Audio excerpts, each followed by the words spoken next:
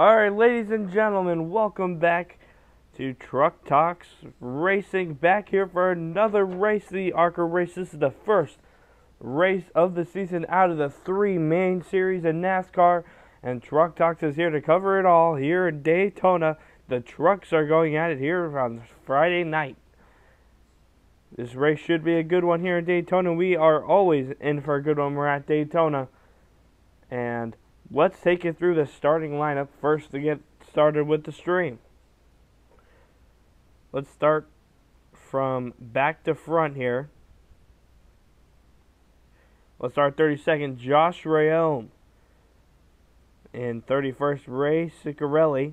30th, Angelo Ruck in the number 8 machine. 29th, Bobby Gerhart. He is a native of Lebanon, Pennsylvania. In 28th, Timothy Peters. In 27th, Jordan Anderson. In 26th, Brennan Poole, who used to be in the... Let's take it to trackside as they do the start of the race. Sitting down on pit road, the crew members we'll now come back and do the rest after this. We are set to go. We're going racing here in just a moment. Want to get closer to the NASCAR action and learn more about your favorite drivers, teams, and NASCAR? All right, so that's it. They are started on pit road, ready to race. Now let's run through the rest of your lineup. Brennan Poole used to be in the Xfinity Series. Now he's in the Truck Series. Then you got Corey Roper, 25th. And 24th, Myatt Snyder, who has made the switch over to Thor Sport Racing for the 2019 season. 23rd, Ross Chastain, independent this year. 22nd, Ben Rhodes in the number 99 machine. 21st, Brian Dowsett. And 20th, Robbie Lyons Jr. 19th, Joe Nemechek, father of John Hunter Nemechek. Front row Joe, they call him. He's starting in 19th. 18th, you got Tyler Dipple, rookie to the Truck Series. Number 17, Johnny Sauter made the switch over to, and then 16th, you got Chris Fontaine. 15th, Matt Crafton. Number 14, you got Spencer Boyd in the 14, making his debut for the team. Switched over from Xfinity. 13th, you got rookie Gus Dean out of the ARCA Series. And 12th, you have Austin Wayne Self. He's back in the Truck Series. And then you got rookie again, Natalie Decker out of the ARCA Series. Finished 6th place last week at Daytona as well. So she's starting. And then you got rookie on the winning team. This is his first full year, Austin Hill. He'll be starting. Clay Greenfield started on the pole last year, started on the front row in the Truck Series at Daytona. He's going to be starting 9th. As we go into our top 10, you got Brett Moffitt, champion. He's 8th, starting in the 24 machine this year. In 7th, you have Stuart Friesen, who is back in the 52 machine. 6th, another rookie, and Sheldon Creed out of the ARCA Series, ARCA champion last year. He'll be starting in 6th. Number 5, Grant Enfinger back in the 98 machine, and he made it far into the playoffs, and he looks to do it the same this year. Rookie Harrison Burton, 18-year-old, he'll be starting in 4th place, making his first full season debut. He's reached the age mark of 18. He'll be driving for Kyle Busch Motorsports throughout the year, through the whole year. 3rd, Todd Gilliland in the 4 machine. He's back at it. 2nd, Todd's father, David Gilliland, will be starting on the first row. And then back-to-back poles, ARCA Series, the Truck Series, Christian Eckes back starting on the pole. Let's take it down to MRN until we get to the green flag. Starting spot, 24th starter is Myatt Snyder. 23rd is Ross Chastain. 22nd starter is Ben Rhodes. And Brian Duza rolls from the 21st starting spot.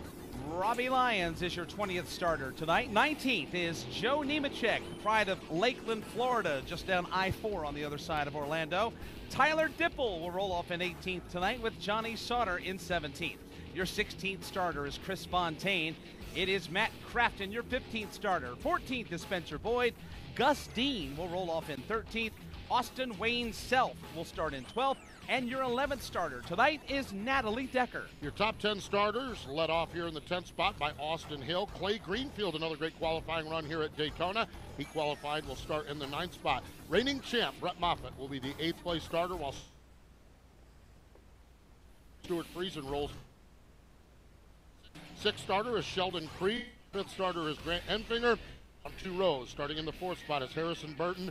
Todd Gillill, 3rd spot, the front row. The outside, and Christian Eckes with a speed of 182.604.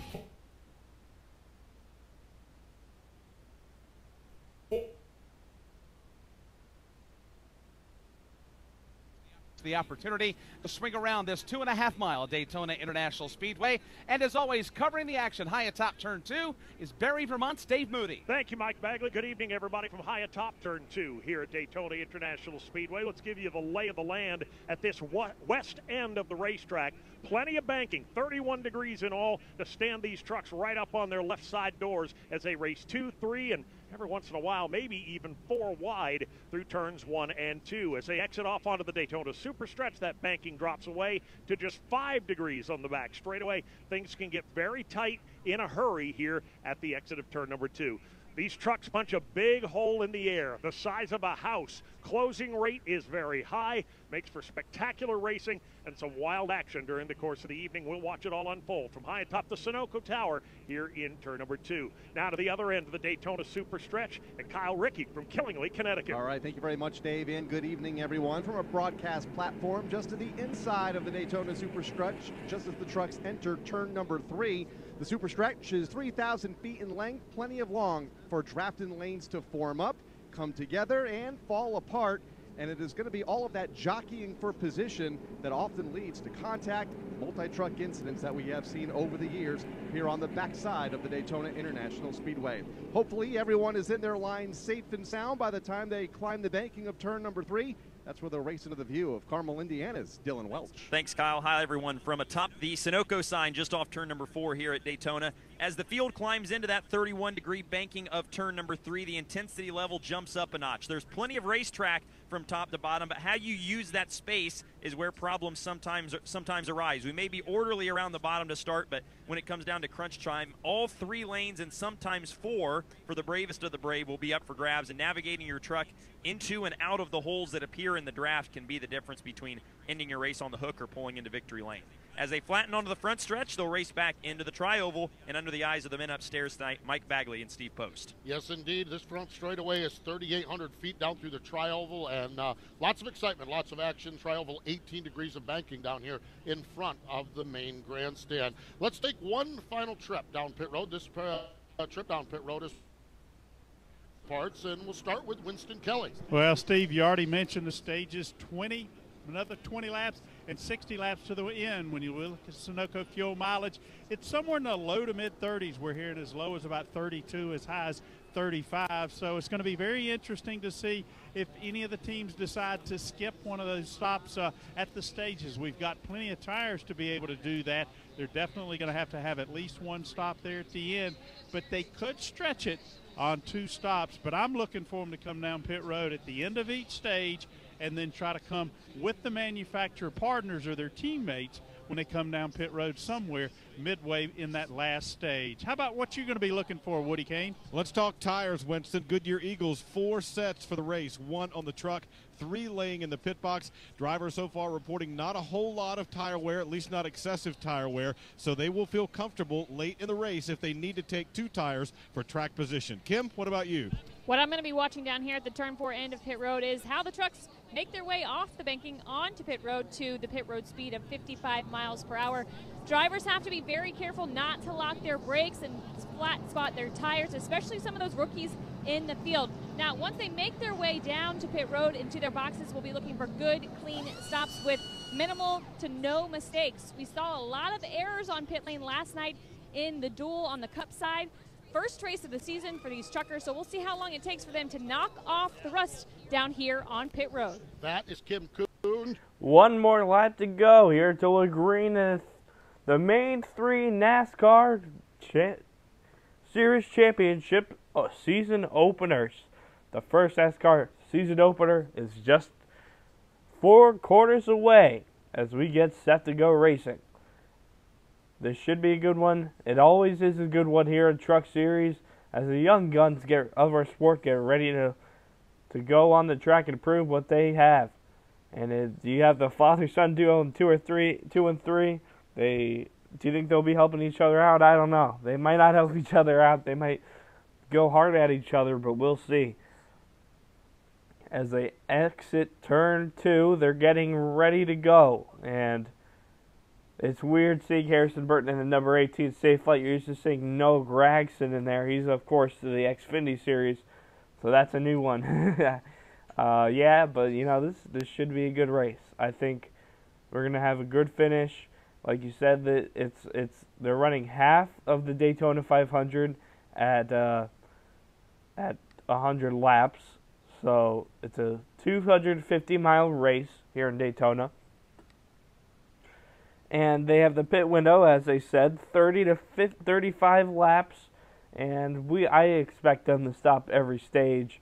And then if we get a caution, which we most definitely will, since we have a 60-lap last stage, that they will definitely come in during that. There will definitely be a caution, and I expect everyone to come in and fill up and be good to go. The winner last year, Johnny Sauter, of course, switching to a different team, but he's still an equal threat as he was before. As we get ready to race, they go around the corner, around turn 4 now. Can Matt Crafton do it? Matt Crafton's been looking for a Super Speedway win for a while as they come into the front stretch. Pace car dives under.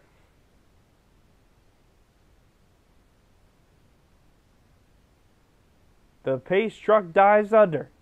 They're coming to the Geico green flag start. It's up in the air, and we're racing. Green flag in the air in the Gander Outdoor Truck Series. Diving down to the bottom right now is Christian Eckes, who will clear. Right behind him is David Gilliland is behind him, stacking up. He's down on the bottom. Up top right now that is Brett Moffitt down up on the top. As they get ready, they're about side by side, 1 and 2 right now.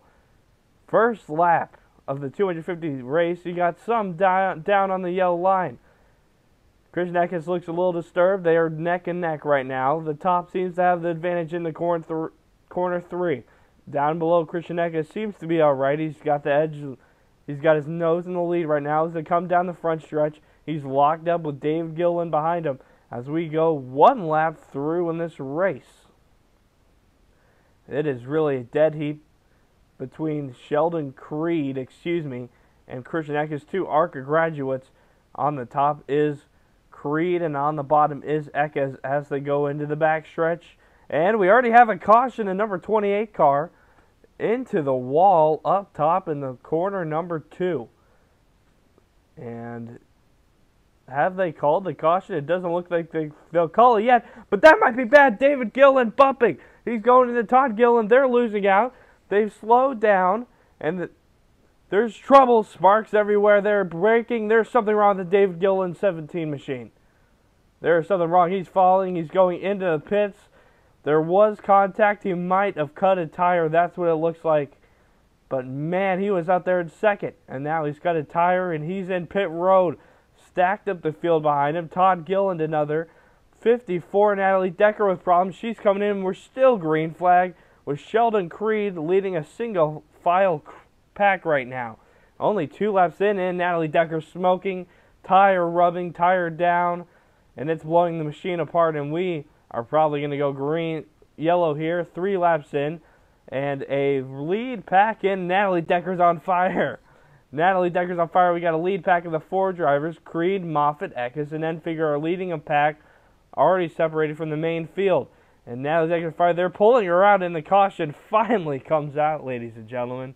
A wild ride. And that is not a great start for Natalie Decker's rookie year in the Truck Series. A car on fire. Sheldon Creed leads at the first caution. Let's take it back to MRN. And there's your top 5 on the screen. Let's go back to MRN. On the tire, in fact, a crew member jumped over the wall and pulled Natalie out of the driver's seat while crew members jumped over to put out the fire. Right now, her Toyota currently sits kind of sideways in her box down here on pit road. They're going to lift the hood, give it a look underneath. Looks like she might be done for the night. Absolutely, and good move by that crew member, getting her out of the racetrack. Caution early here. 3 laps have been completed. Sheldon Creed, the race leader. It's time for some straight talk. Look, you wouldn't spend more. Looking at the replay, it looks like the number 28 car slides up into the number 42. Let's see who those are. They are not regulars. It's Brian Dowsat, and he slides up into the number, what is it? I think it was the 42 of Robbie Lyons, who are now pretty much out of the race. Natalie Decker also involved in possibly separate incident. David Gilland will stay on the lead lap for now. As let's look at the replay on that one. Todd Gilland was bumping him, and I don't know, it just all power seemed to you seem to lose all power, and Harrison Burton didn't have anyone to draft off of, so he will fall down the pack. That whole bottom of the all the cars on the bottom of the track seem to just disappear and go back to the back of the pack. Oh my God, the crew member was hit on the track and he is down. The number 28 of Brian Duzat just hit a crew member and he's down on the ground. What a wild 4 laps. I don't think I've ever seen anything like this. This is absolutely crazy. We got a fire, a crew member hit, a field gets stacked up, and we are only 5 laps into this point. That was 3 laps in that all this happened.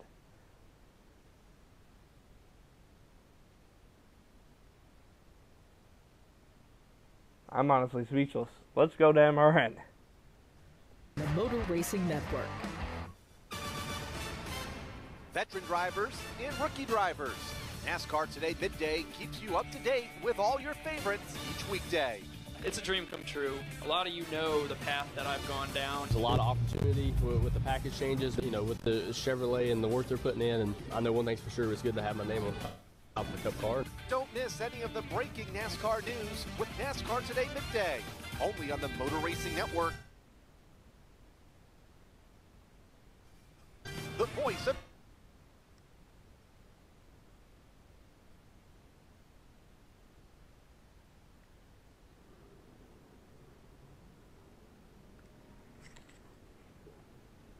Back here at Daytona International Speedway, a whole lot happening here before the caution and under this caution. We've documented what happened with Natalie Decker down here. She is in the turn 4 end of pit road. Winston, we're going to go to you. Before that caution came out, David Gilliland brought his truck down. What was the story on that automobile? There's a left front tire that went down. He believes he ran over something, or he knows he ran over something. So they brought him down, changed just left side tires, got him back on the racetrack fairly quickly, so no damage, no harm, no foul for that truck, but very good break, this caution flag, but not so much for Natalie Decker. And as we mentioned, Natalie Decker had the issue coming down the pit lane, the truck bursting into flame on the left front.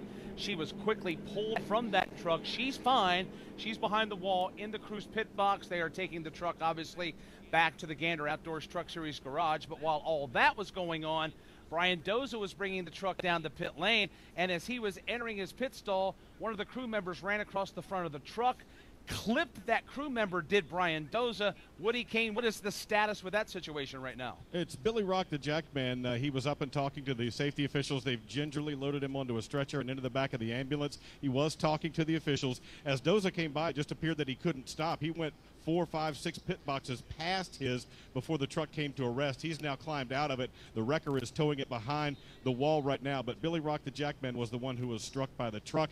He was talking to the officials, loaded onto the stretcher, into the ambulance, and headed to the care center now. That's one of those teams, one of those independent teams. Jim Rosenblum, the team owner on it, the FDNY number 28 truck. It's been around for quite some time. Jim raises money for the fire department of New York. He's from up in that area. Has veteran team owner Bob Rahilly as the manager leader there on that team, and actually spent time with those guys. Just a good bunch of guys that come to the racetrack. That's kind of a throwback. You know, it used to be when we go to the NASCAR races, there would be local guys who would pit cars along the way. Well, that's just a bunch of local guys from up in New York City and in the Concord area where Bob Rahilly is located. They just come to Daytona and pit Brian's car along the way, and a little bit of a rough outing for him, but just a good bunch of guys down there that just love their racing, and unfortunately it ended real early for him here tonight. Are they going to compete for a championship? No. Do they have the assets that some other teams have? No. But one thing they do have, and that's the desire to race, and that's what's brought them to Daytona. We're under caution at lap 5.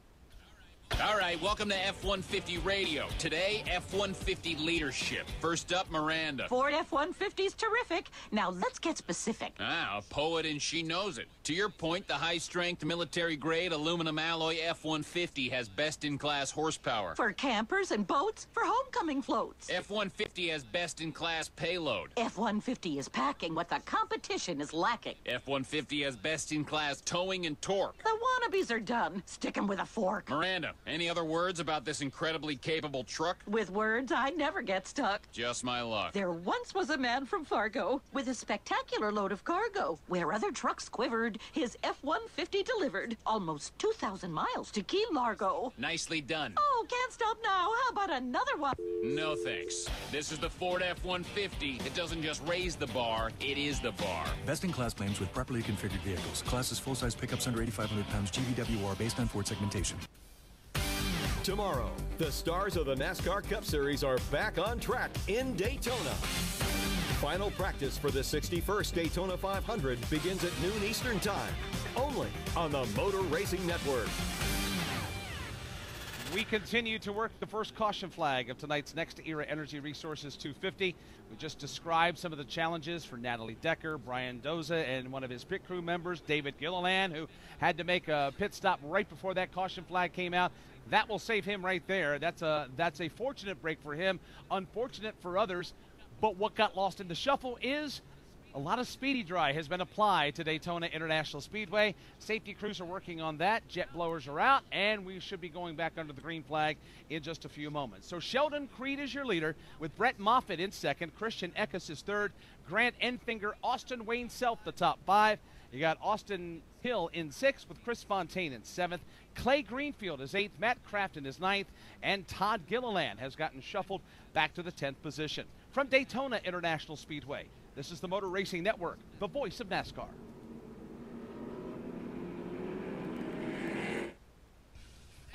Hey, Ralph Shaheen here with MRN's The Straight Line. The holidays may be over, but the drag racing world is just putting up their Christmas trees as they get ready for the start of the 2019 race season.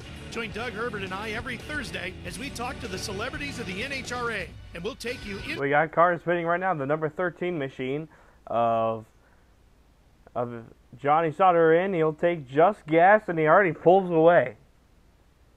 Also in there is the number switch of Harrison Burton. It looks like he's going to take Just Gas as well, and he's already off.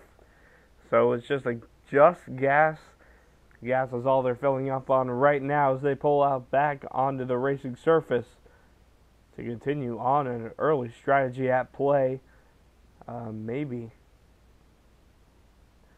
for sure getting him through this green flag, as David Gillen back in the pits, he did flat spot the tires, and he didn't totally blow the tires, so that's good news for him. So no damage to the car, and he shuffled back into 10th somehow until he came back in. So, and we'll go back racing here shortly. The end of stage 1 is at lap 20. Feel whole is an invitation, a rally cry, a movement empowering you to take your health into your own hands. It's time to step up, time to make a change for the good. Get on track to own it. Feel whole doesn't just make you healthier, it makes you a better person. We are going green this lap. Lined up at the front row now is Sheldon Creed and Brett Moffitt. Third is Christian Eckes, and fourth is Grant Enfinger, and fifth is Austin Wayne Self. Here we go. They line up behind the pace truck a little further back than usual. The pace truck seems to pull off, and we are ready to go. Looks like someone's pulling into pit road. A car further back probably with some damage. Here we go. Green flag in the air. Sheldon Creed on the outside. Brent Moffitt on the inside. Sheldon Creed leads him to the start line. And he goes up top and clears Moffitt right away. And Harrison Burton is the one that pulled off into the pit road as Grant Enfinger pushes Sheldon Creed ahead. He's going to clear, and he's going to stay up top for the mean right now, and he'll go down to the bottom on Moffitt. It looks like Harrison Burton does have something underneath him that's causing the issues. They're going to give him more gas and give him tires, and he pulls away. And he is about half a lap behind. Now he has to go to speed as Sheldon Creed, Brett Moffitt, and Austin Hill are all single file. And then behind them in row 2, you have Grant Enfinger right now holding up behind him. And it looks like Austin himself will always also pass Grant Enfinger down on the bottom. So the bottom is leading right now so far at Daytona. 10 laps through now as Sheldon Creed leads them. Sheldon Creed, a rookie, as the front pack now gaps between the main field, which is 2 by 2 now. The front pack is Creed, Moffitt, Eckes, Hill, Self, and Enfinger behind him in row 2 right now. In the main pack, they're just on their tail right now. A simple drag could get him there. The number 27, Austin Wayne Self. And it looks like Harrison Burton just had a little hole in his tire, but that caused a lot of problems clearly. As a little bit of unsettling right now, as we got Friesen out on top. They're unsettled. Todd Gilliland bobbing around. It looks like there's no problem. Stuart Friesen free falling in the pack right now. It looks like there might be something wrong. He is definitely off pace. Lap 11, Grant Enfinger off the pace as they go into turn 1 and 2. He's all the way at the top, near to the wall right now, as everyone else is hugging down to the bottom. And he is down. He's out of the front pack, and he's definitely coming down pit road this lap. Creed still side by side right now. Grant Enfinger holding on in 5th right now with the double row, and they are all hugging the yellow line as Enfinger fights right now with the number 47, of Fontaine.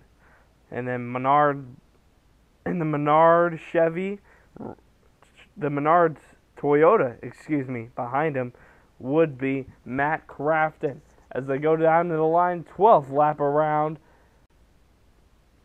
and we are still green as that wild start. Now we're starting to settle down and get into the swing of things as Creed goes down to the bottom. Sheldon Creed, he won the ARCA Series last year. He's been battling, but we also got to keep our eye on the winner from last year. Spencer Boyd pops in the top 10 for a short second. Todd Gilliland back there. Matt Crafton in 10th now. Todd Gilliland back up to 9th as the top row is starting to move. Enfinger trying to get a tight side draft off to the bottom on Austin Wayne Self. Austin Wayne Self will clear him. Will he go up top, though? It doesn't look like it. He's going to stay on the bottom as the right behind Grant Enfinger on the second row is last year's pole winner, Greenfield. And he's side drafting our Fontaine. Grant Enfinger starting to move. The top row is moving. Austin Wayne Self. And it looks like we got a tire out in the racing surface, so I wouldn't be surprised if a caution came out right here.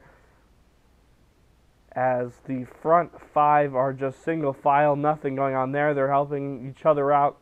7 laps to go in the stage. Let's see how this ends.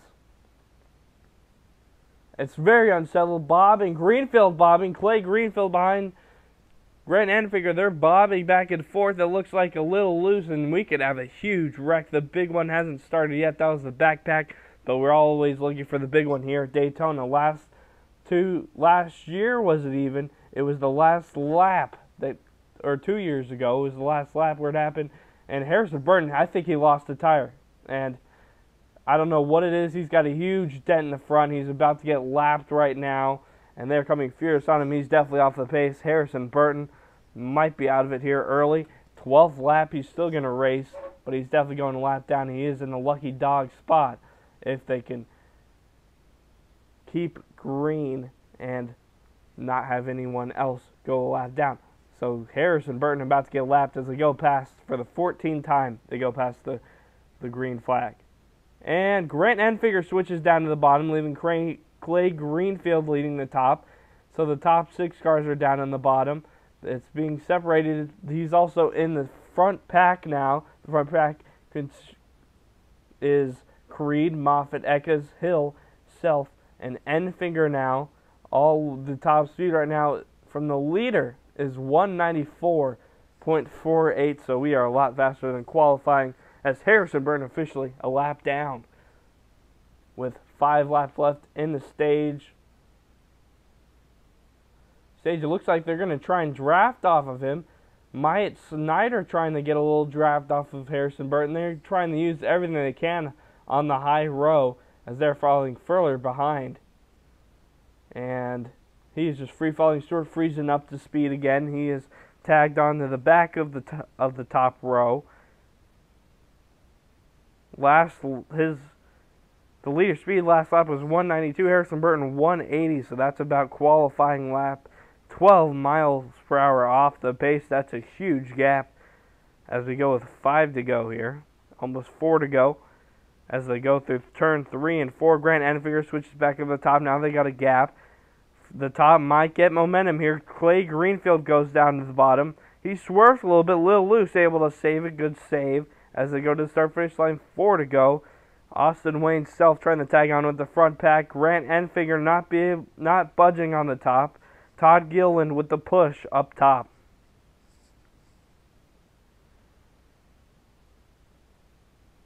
Four laps to go, and they're coming up to lap traffic. That could be bad news for Harrison Burton as he's trying to stay as the lucky dog right now. That might not happen as they are enclosing on lap traffic, and they are there. Harrison Burton trying to stay up, and it looks like they will be lapping. It is a car with damage. You can't see the number quite yet. It's not in the range. But we got a third row forming with Todd Gilliland trying to get some stage points. Third row.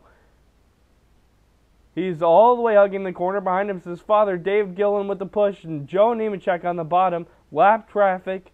And that is Lyons, who is on the bottom of that third row. Crafton's into it now. And it looks like they'll lap him clean.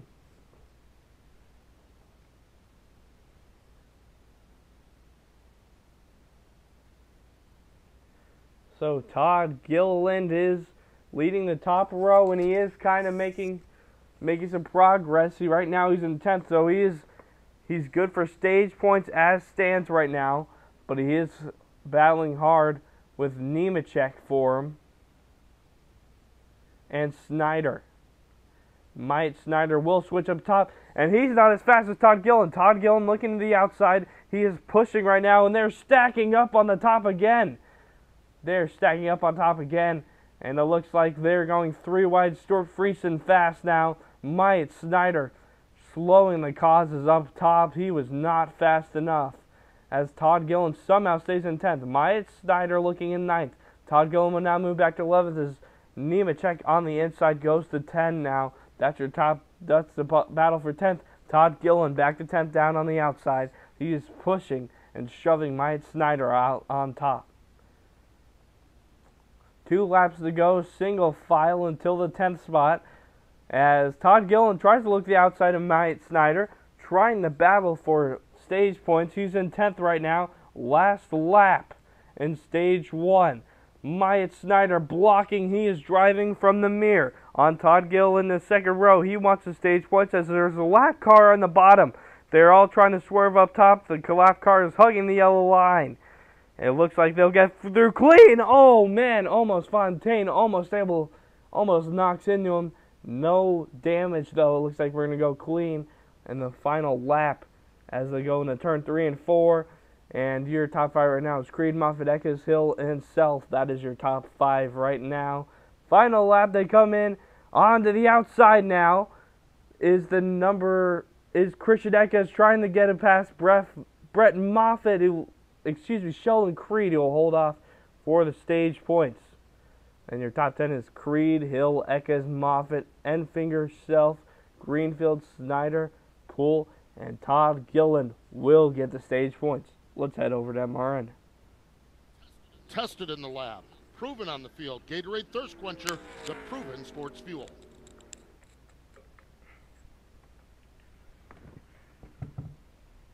Technology Truths, brought to you by Geico. Technology Truths. Truth, you talk faster when your phone has only 1% battery left.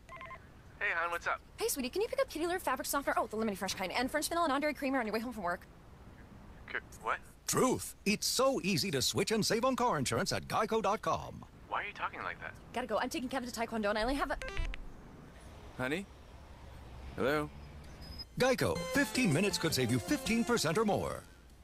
Hey there, it's Hall of Fame driver Rusty Wallace for Blue Emu. After spending nearly a quarter of a century in a race car, I know what it means to be banged up and bruised up. As Wallace spins, That's why I reach for Blue Emu products to support my muscles and joints. Blue Emu is known for quality and innovation. And Blue Emu is one of the few muscle and joint brands that is 100% owned, distributed, and manufactured in the USA. For Hall of Fame relief, reach for Blue Emu. Works fast and you won't stink. NASCAR is back as the Monster Energy NASCAR Cup Series returns for the Daytona 500. See NASCAR's biggest stars in an all-out battle for the coveted Harley J. Earl Trophy. And you won't want to miss any of the action and excitement. Visit NASCAR.com/tickets to get yours today. From Daytona International Speedway, this is the Motor Racing Network, the voice of NASCAR. You hear it every week. Just want to thank the whole team and all our guys back in Denver. Everybody supports this team. They're the unsung heroes of NASCAR, and their life is the pit. This is Rocco Williams, and for 10 years, I've jacked up some of the biggest names in auto racing, and now I'm jacked to bring it all down to street level and acquaint you with the guys behind the wall and back at the shop. Join me on MRN Crew Call, presented by Money Lion, every Wednesday on MRN.com, iTunes, or wherever podcasts are found.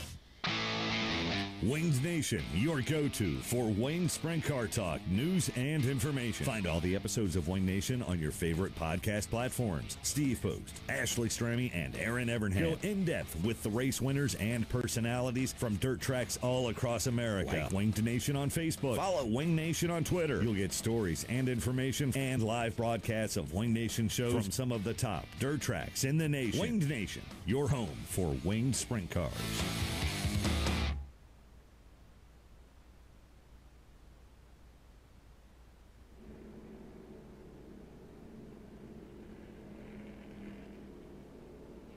Back here at Daytona, 22 laps of 100 have been completed. Sheldon Creed, the race leader, as we're under caution. This is the stage break caution. Austin Hill second, Christian Eckes is third, Brett Moffitt is fourth, and Grant Enfinger is fifth as the field continues to parade around the speedway behind the pace vehicle. Posty, let's give the folks a chance to win some money. Here's a chance to win $250 just for sharing your opinion right now in our MRN fan vote. Our question to you, my friends, which driver that changed teams in the offseason will have the most success in 2019? Will it be Brett Moffitt, who was the reigning champion? Is it Johnny Sauter, one of the veterans of the series? Or could it be Austin Hill, who has a new home this season? Share your opinion right now at mrn.com/vote. A little note from the racetrack. We talked about Harrison Burton and his pit stop woes that he had there with the tire problem. Lost a lap.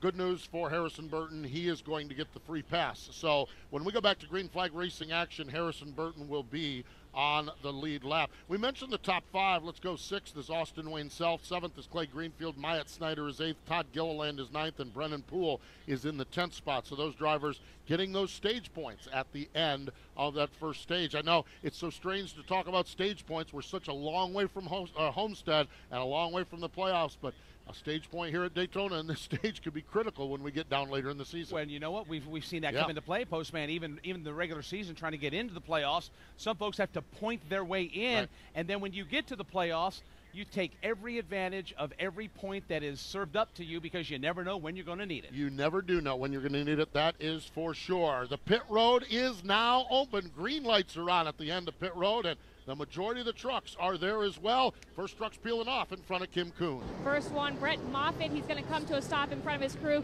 First race for him as a GMS racing driver. They're going to take a tear off, top it off with Duel. The team directive, be teammates with Creed and Shell till the end, but then anything goes. Also in Stuart Friesen as well as stage winner Sheldon Creed. Winston Kelly. Christian Eckes, left side tires only. Same thing, Austin Wayne Self. Looks like first off of pit road, Brett Moffitt, then Grant Enfinger, followed by their goes the machine of Todd Gillen, and he's going to get Sunoco fuel only. Stuart Friesen goes out next. Looks like we got a hodgepodge of different strategies here. A few left side tires, a lot of Sunoco fuel. Todd Gillen, Matt Crafton, David Gillen, and John Hunter Nemechek among those on this end of pit road. Woody Kane. On this end of pit road, Brennan Poole came in. He got blocked in his pit box trying to get out. He had driven from 26th to 10th. He got 2 right side tires and fuel. Myatt Snyder came in after driving 24th to 8th in that first stage. He got fuel only. Clay Greenfield was in 2 right side tires there for him. He drove all the way up to the 7th spot from a little bit further back than that. And Austin Hill came in after driving up to the 2nd spot after a 10th place start. He thought he may have run over some debris in that first caution that we had, but it turns out everything was okay with the truck. He got 2 tires and fuel as well. And for some, that was a much-needed trip down the pit. All right, after that, let's look down our full field debriefing. First, we have Johnny Sauter now, and second right now is Ray Ciccarelli. This should change. Third, Austin Hill. Fourth, Christian Eckes. Fifth, Austin Wayne Self. Sixth, Clay Greenfield. Seventh, Mike Snyder. Eighth, Todd Gillen. Ninth, Brendan Poole. 10th, David Gillen. 11th, Ben Rhodes. 12th, Joe Nemechek. 13th, Bobby Gerhart. 14th, Matt Crafton. 15th, Timothy Peters. 16th, Corey Roper. 17th, Brett Moffitt. 18th, Angela Ruck. 19th, Grant Enfinger. 20th, Sheldon Creed. 21st, Josh Rayome. 22nd, Ross Chastain. 23rd, Stuart Friesen. 24th, Gus Dean. 25th, Jordan Anderson. 26th, Spencer Boyd. 27th, Chris Fontaine. 28th, Harrison Burton. 29th, Tyler Dipple. And 30th, out of the race, Robbie Lyons. Same with Brian Dowsett. And 32nd, Natalie Deckard, who burst into flames on the 3rd lap and was pulled out of her car on pit road. She's out of the race. We love it. Our customers love it. It's a wonderful opportunity for us to bring customers here and thank them for all that they do for us, and we love it. And I can tell because I see this. I can smile on your face here right now. What do you think about the race so far tonight? It's terrific. You know, as I said, this is our 11th year. There's never been a truck race. And I have a feeling that tonight there's going to be a lot of fireworks, and we're looking forward to it. Well, there William will be, Grantham, thank you for energy of a lot of sorts, including William Grantham. Thank you for watching the stream. Yeah, Natalie Decker went out on the 2nd lap, burst into flames. It was really unfortunate. It looked like a tire might have gone down. I didn't really see quite what happened, but yes, she is out of the race right now. She was off to a great start. It was really a wild 2 first laps that ended in a caution with 4 cars out. David Gillen stacked the field down on the bottom, and we'll get racing here soon again. So wild race so far, only 1 stage through. All purchases on NASCAR.com. Just use your money line, and it couldn't be easier. Join the world's most powerful financial membership. Moneyline. Here we roar. Live sports are the one reality entertainment where a single dramatic can become timeless. In NASCAR, networks brought live broadcast television to the sight, sounds and struggles taking place on the racetrack. Austin Dillon leads the pack. Never thought he would contend for the win in the 60th running of the Daytona 500. Power radio to the imagination of the listener. Tune in the Motor Racing Network. Visit MRN.com. Affiliate list in your local area. Racing one more lap from Daytona International Speedway. This is the Motor Racing Network, the voice of NASCAR. The battle for the 20 championship will be filled with twists and turns. We got to calm down for these speedway races because you can use the bumper, but you end up taking 10 other people with you. Each weekday, NASCAR Today brings you the stories in sports. In the garage, at the track, or the scenes, Car Today keeps you up to speed every weekday. What do we got to lose? I don't know. I mean, we'll try it. Hey guys, it's Dylan Welch. He's Tyler Burnett. We're the co-hosts of the Rip Defense podcast. If you like traditional non-wing dirt track racing, we've got the podcast for you. Christopher Bell. I've flipped people off before. Every time I've stuck my hand out the side of the car with my finger up, I've DNF'd. We literally crack open the mics and talk to some of the biggest stories in open wheel racing from past and present. He either chose to fight or not fight. He never chose to fight with me. It's the Rip Defense podcast, available on mrn.com and your favorite podcast app. Half a lap till we go green at Daytona, and they are entering turn 3 and 4. We should be going green as a wild race so far. A fourth of the way through now, of course, and it's just starting. So here we go. Front row right now is Johnny Sauter and Brett Moffitt, and the second row behind them pushing will be Grant Enfinger and Sheldon Creed, who was the stage winner of Stage 1.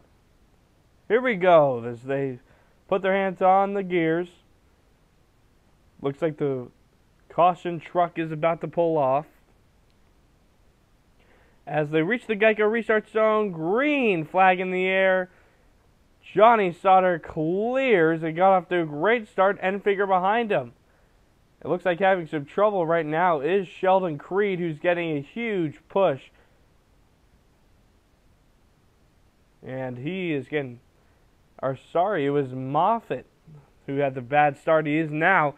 Sheldon Creed was giving a big push, and now he's side by side with Moffitt down on the backstretch, who now goes up, who stays up top. Down at the bottom right now is Johnny Sauter as they enter turn 3. Johnny Sauter just barely has him clear as the top is now starting to move forward. The top did not work at all in Stage 1, now starting to work as we go towards the 28th lap now, and Brett Moffitt clears up top as they go to 28. Pushing him is Sheldon Creed, a fast truck obviously. Johnny Sauter moves to 3rd down on the bottom.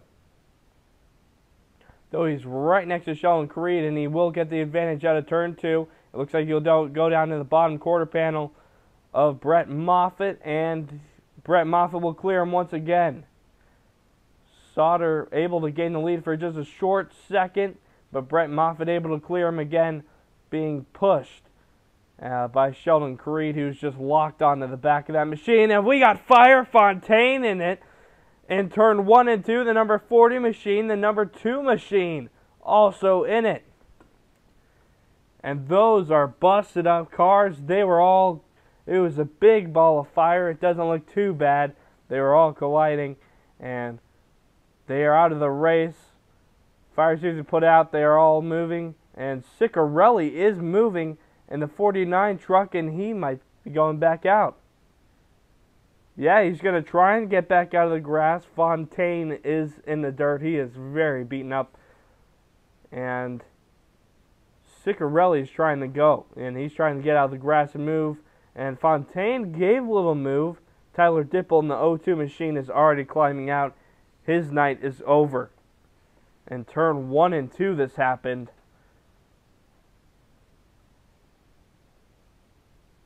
Try and look at the replay here. It wasn't too far back. It was in the main pack, and it looks like Tyler Dipple just got turned. Runs into Ciccarelli.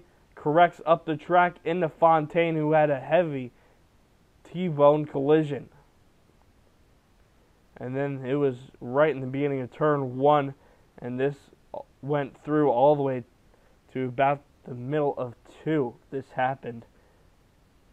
They're all climbed out. They're all okay. But it looks like Roper might have turned Dipple into Ciccarelli, and then Ciccarelli turned him up the track into Fontaine, who started sparking when he hit the brakes, and then it just kind of ignited. Let's go back to MRN for now. 100 pounds GVWR base board segmentation. The caution is out by Moneyline, most world powerful financial numbers by Moneyline. Here we roar. A couple of trucks out. We'll cover the stops, including the Christian Eckes, who's in right now. We'll do that in a moment. Someday to front. International Speedway, the Motor Racing Network, the voice of NASCAR. The number 51 truck is on pit road right now. Christian Ekes, and he'll pull off.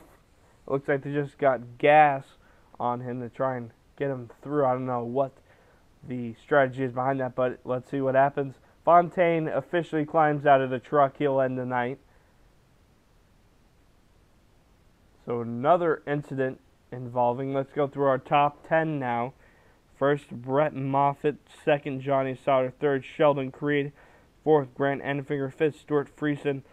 Sixth, Todd Gillen. Seventh, David Gillen. Eighth, Austin Wayne Self. Ninth, Ben Rhodes. 10, Christian Ekes. So an eventful night, 30 laps in. And it was just a very unfortunate event. Let's go back to MRN.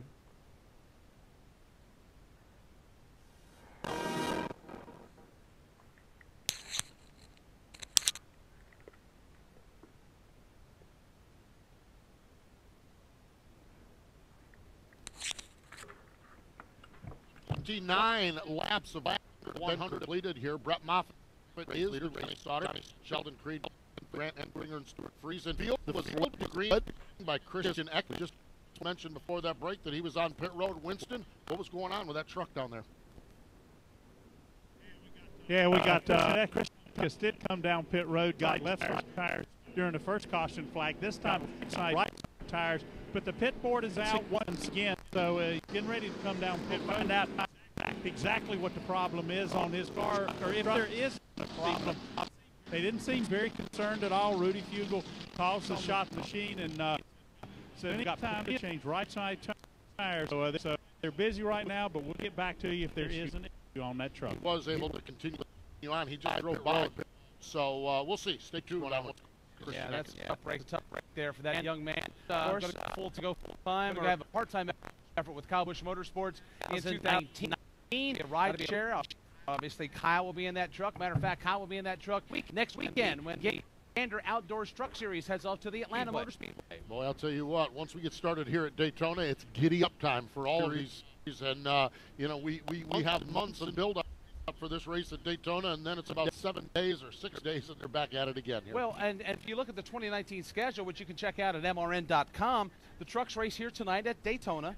They head off next weekend to the Atlanta Motor Speedway. Then they go out west for the first race of the West Swing, you could say. Take a couple of weekends off, and then the schedule's different just a tad. We come back to Martinsville Speedway, and then Texas Motor Speedway. Instead of it being in the fall, they've moved the fall race at Texas to the spring weekend, so that'll be a little something different, and we'll break up that early season off sequence that we've had typically over the years with these trucks. Yeah, there's been times where they've had 5, 6, maybe even 7 weeks off.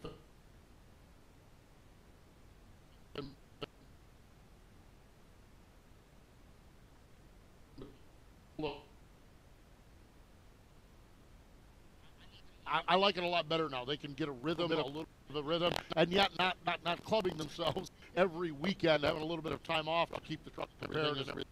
Well, field continues to work around the racetrack, and we look over in turn number 3, and there's still a number of safety vehicles over there doing cleanup. 30 laps complete. Brett Moffitt is your leader. Johnny Sauter, Sheldon Creed, Grant Enfinger, and Stuart Friesen, your top 5. If you suffer from heartburn or other digestive-related disorders, then there is a new, safe, better, and natural alternative to better digestive wellness and heartburn relief. Praxid not only provides relief of heartburn, but Praxid takes a 360-degree approach to support better digestion, protect you from harmful bacteria, and also balance your stomach to improve digestive functions. I like to think of it as the multivitamin digestive health. It's the only product to combine all natural ingredients known for the digestive health properties into a single patented product.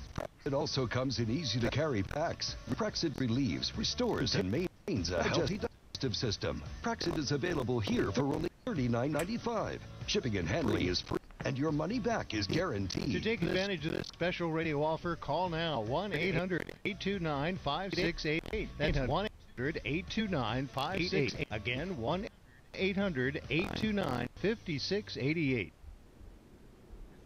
as we continue under the caution for third one of the next Era Energy Resources 250 here at Daytona. Field is going to soon be doubling up to restart. When they do, a couple of drivers are going to have to back from the back of the pack. We documented the situation with Harrison Burton there that's put him behind the 8 ball. He right now is posted in 21st. And of course, the most recent KBM truck to come down pit road, Christian Eckes, posted in the 24th position. Those drivers are going to have some work to do once the green flag flies yet again here at the World Center of Racing. Again, Moffitt, Sauter, Creed, and Finger in the top 5. The Gillilands, Son Todd, Father David in 6th and 7th. Austin Wayne Self, Ben Rhodes, and Austin Hill, your top 10. From Daytona International Speedway, this is the Motor Racing Network, the voice of NASCAR. A special message for those of you who owe the IRS at least $10,000 or more in back taxes. The IRS has special programs in place that could eliminate or reduce your tax debt by thousands of dollars. Call the Federal Tax Management Helpline that has been set up for you. 800-242-1706. Stop the wage garnishments, levies, and taxes now. Once you've qualified and enrolled, the IRS will stop all the collection activities against you. These unique programs have been allocated to help the economy and significantly... Christian Eckes back in the pits. A hard night for most of the KBM team so far. Let's see what they do. They do some tire. There looks like they're going to change maybe the tires. They're checking the front grille. And they just kind of jack it up, put it back down. It looks like they might have changed a tire, gave it some gas, and now it's back on its way.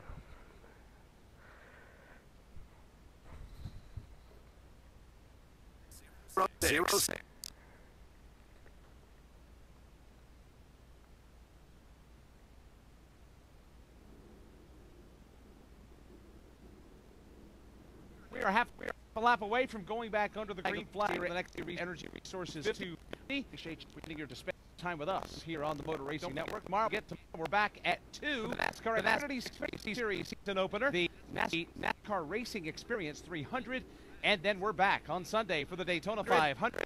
Live coverage beginning at 1:30 Eastern Time, right here on the Motor Racing Network. As we get the flag, field is about to enter the Geico restart. Great news! There's a quick way you could save money. To Geico.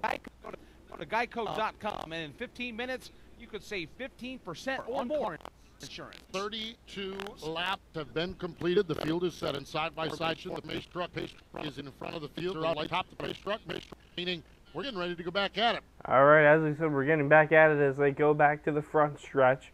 The truck about to go in. Front row is Bottom Moffitt, and on the top is Johnny Sauter showing Creed.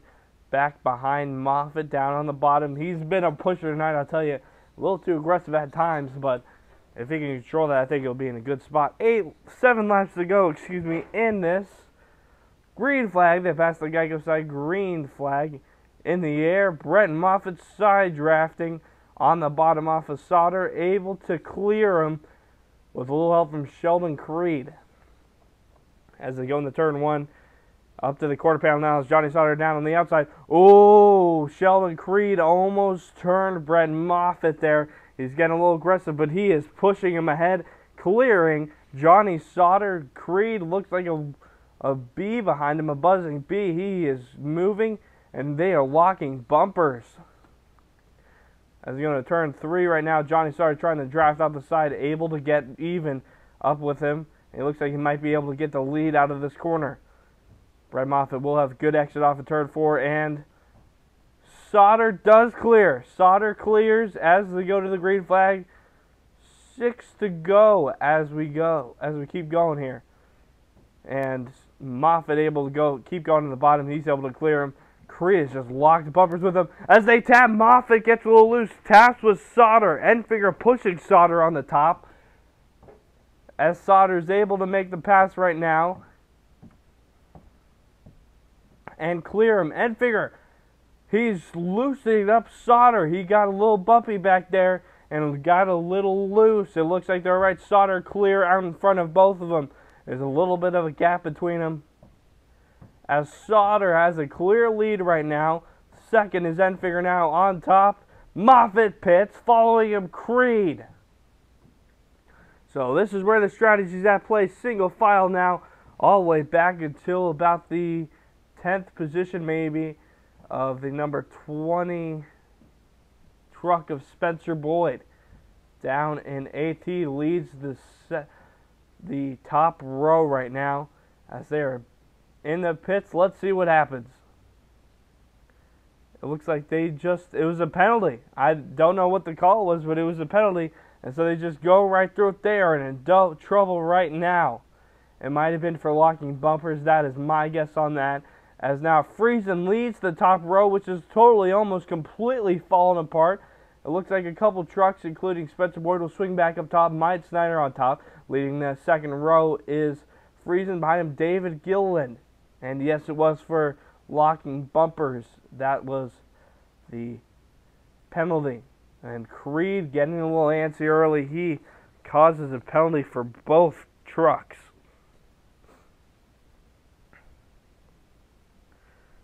Four laps to go. Todd Gilliland making a move up top. Now we got a second row established again. Sauter will go block up top on Gilliland, who doesn't get the block off. Gilliland behind him. He's trying to... Oh, he might turn him here. He's got him in. He's got his quarter panel trying to draft. He's getting a little antsy as well. He is in a dangerous spot on Sauter. He looses him very loose. Almost slams to the wall. Able to still block Friesen now. Goes on the inside. Gilliland down the outside. Friesen will pass Gilliland for second. It looks like David Gilliland and Todd Gilliland are side by side again as Sauter clear. 2 car lengths from the top row down on the bottom. Getting help from Stuart Friesen now as Todd Gilliland comes up to Stuart Friesen's quarter panel.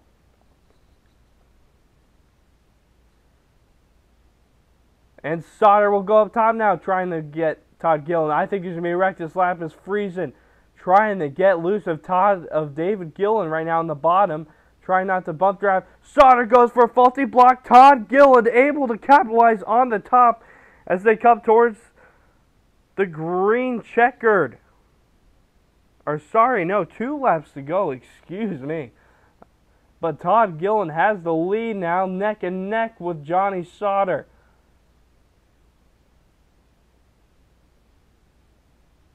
As Sauter goes side by side now, Todd Gilliland losing steam up top. And Sauter will get the lead down on the bottom, being pushed by Stuart Friesen now. Todd Gilliland on the top being pushed by Rhodes, it looks like, who is in the new 99 car, and we haven't seen him in that machine. He raced it last year, but a new Caroline Nut paint scheme looks good. Todd Gilliland just out in front as they go into turn 3 and 4. We are going to 1 lap ago.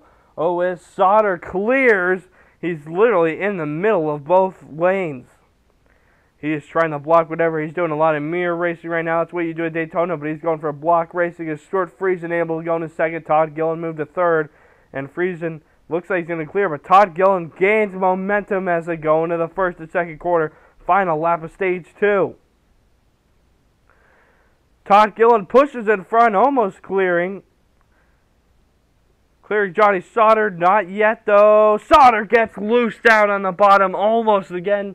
It looks like Todd Gilliland will clear. He'll stay up top though. Sauter in third now. Behind second is Rhodes. Todd Gilliland clear. He's out in the clear. It looks like he's going to win this stage. Oh, but Sauter goes up top. Gilliland go for the block. It fails. Sauter, he will get the stage. Todd Gilliland goes to the middle, left to dry. 3 rows. Todd Gilliland moved to 8th in stage points. He was leading on the front stretch. Spencer Boyd, 5th place. As the end of the stage is here, first Sauter, second Friesen, third Cody Rhodes, Ben Rhodes, fourth Dave Gilliland, fifth Spencer Boyd, sixth Grant Enfinger, seventh Mike Snyder, eighth Todd Gilliland, ninth Burton. He's back in it. Harrison Burton is ninth now, and Austin Wayne Self rounds out your stage points. Back to MRN. A lot of you know the path that I've gone down. There's a lot of opportunity with package changes, you know, with the Chevrolet and the putting in, and I know one thing's for sure, it's good to have our name on the car. Don't miss any of the breaking news with NASCAR Today midday, only on the Motor Racing Network, the voice of NASCAR. ISM Raceway got some major upgrades. NASCAR fans, come and see all the buzz. You have a racetrack that's created an unbelievable challenge for in this restart. Bumping. The check up. He catches the 38. The 38 spin. And cheering is about. Kyle Busch is going to win in the desert. Mark your calendar for the Ticket Guardian 500, March 8 through 10. Get the best remaining tickets now at ismraceway.com. All right, caution flag yet again. We are at the end of stage 2 of the next Era Energy Resources 250. Johnny Sauter getting the win. Postman, is it me or is that intensity coming up just a tad as we continue through this race? That's stage number 2. I can't imagine what the end of this is going to be. Yes, to answer your question, the intensity is already pegged. It's on the meg down the meter, that's for sure. Pit stops coming up from Daytona International Speedway. This is the Motor Racing Network, the voice of NASCAR.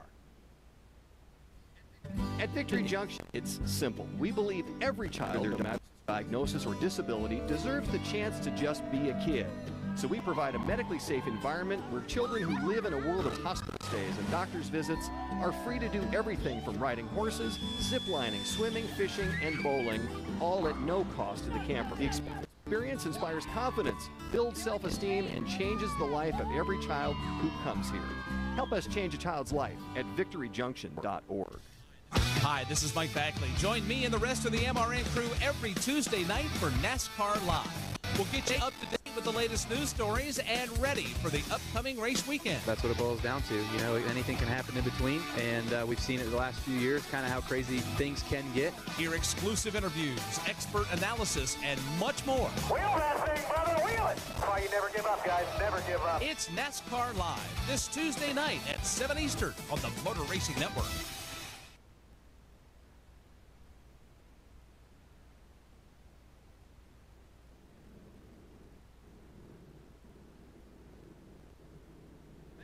Back at Daytona, we have completed 2 stages in tonight's 250-miler at Daytona. 4th caution flag is flying. In a moment, the field will come down to the pit lane for service, and it'll be interesting to see who's able to get off the pit lane first. Johnny Sauter right now leads the way after a rambunctious finish to this 2nd stage. Here is another chance to win more money, folks. $250 up for grabs just for sharing your opinion right now in our MRN fan vote. Who's going to win the next Era Energy Resources 250? Is it going to be Johnny Sauter, Stuart Friesen, Ben Rhodes, or David Gilliland? Share your opinion right now at mrn.com/vote. We continue under the flag. The field is working halfway up the back straightaway, and we should see trucks on the pit lane, and this will set us up for an interesting set of circumstances. You know, Posty, we started off the race tonight talking about a mix of veterans and youth and whatnot.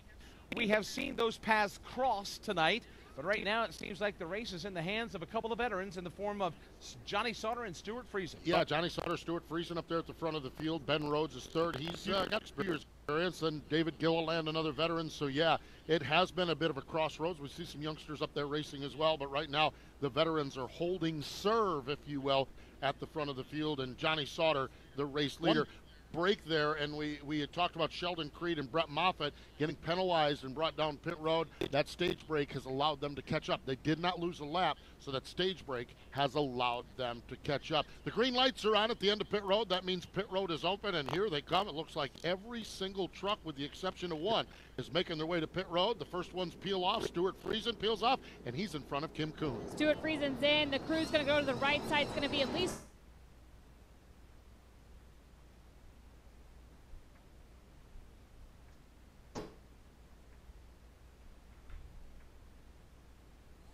4-tire call for Johnny Sauter and his team. Sunoco Fuel in that Ford. Stuart Friesen 4 tires. Brett Moffitt also in. Brent Infinger looks like it's going to be, he had a little trouble getting out of his pit stall because of Sheldon Creed, who's parked in front and had to make a later stop because he was at the back of the field. So a little trouble down here at this end of pit road. Winston Kelly. David Gilliland, Harrison Burton, easily the first 2 off of pit road. They're just getting Sunoco Fuel, just now leaving Matt Crafton. He and John Hunter Nemechek doing a 4-tire stop. Also on pit road on this end was Christian Eckes and Todd Gilliland, all getting service on this end. Woody Kane. Austin Hill came in. Remember, he only changed right side tires last time. He was 13th at the checkers for this stage. He comes in and gets left side tires this time, and Fuel drives away. Ben Rhodes had used strategy to get up to the 11th spot before the stage, then drove it up to 3rd. He got 4 tires and Sunoco Fuel. Myatt Snyder drove back up to 7th. He had gotten Fuel only his first stop. This time, 4 tires and Fuel. Also in Brennan Poole on this end of pit road, along with Clay Greenfield. As Winston mentioned, David Gilliland and Harrison Burton 1 and 2 off the pit lane. Spencer Boyd exited pit lane in 3rd. Austin Hill and Christian Eckes, the front 5 off the pit lane. Johnny Sauter had to take to the grass to exit pit road. We'll update that for you in a moment. Lap 43 on the board here in Daytona. If you're on the road now, chances are pretty good you noticed that the all-new Chevy Silverado is here. And if you're wondering what's new about it, the answer is everything. 8 different trim levels, 6 different powertrains, and the most functional bed in its class, with more cargo volume than any other competitor. Go to Chevy.com and see for yourself what happens when legendary dependability meets modern capability. The all-new Silverado, the strongest, most advanced Silverado ever. Chevrolet, find new roads.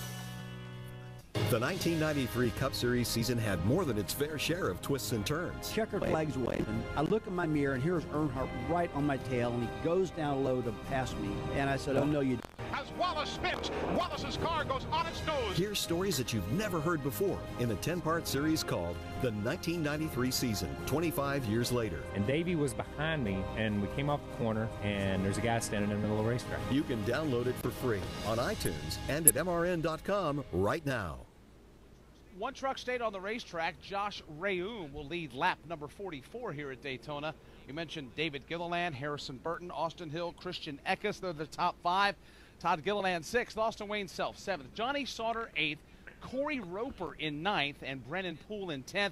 Again, we'll cycle. And in 11th, you got Grant Enfinger, 12th, Stuart Friesen, 13th, Ben Rhodes, 14th, Timothy Peters, 15th, Matt Crafton, 16th, Clay Greenfield, 17th, Joe Nemechek, 18th, Jordan Anderson, 19th, Myatt Snyder, 20th, Brett Moffitt, 21st, Gus Dean, 22nd, Angelo Ruck, 23rd, Sheldon Creed, 24th, Bobby Gerhart, 25th, Spencer Boyd, 26th, Ross Chastain, 27th, Chris Fontaine, and 28th, Ray Ciccarelli, 29th, Tyler Dipple, 30th, Robbie Lyons, 31st, Brian Duzit, and 32nd, Natalie Decker. ISMRaceway.com. Winged Nation, your go-to for Wayne Sprint Car Talk, news and information. Find all the episodes of Wayne Nation on your favorite podcast platforms. Steve Post, Ashley Stremme, and Aaron Evernhead go in-depth with the race winners and personalities from dirt tracks all across America. Like Winged Nation on Facebook. Follow Wayne Nation on Twitter. You'll get stories and information and live broadcasts of Winged Nation shows from some of the top dirt tracks in the nation. Winged Nation, your home for winged sprint cars.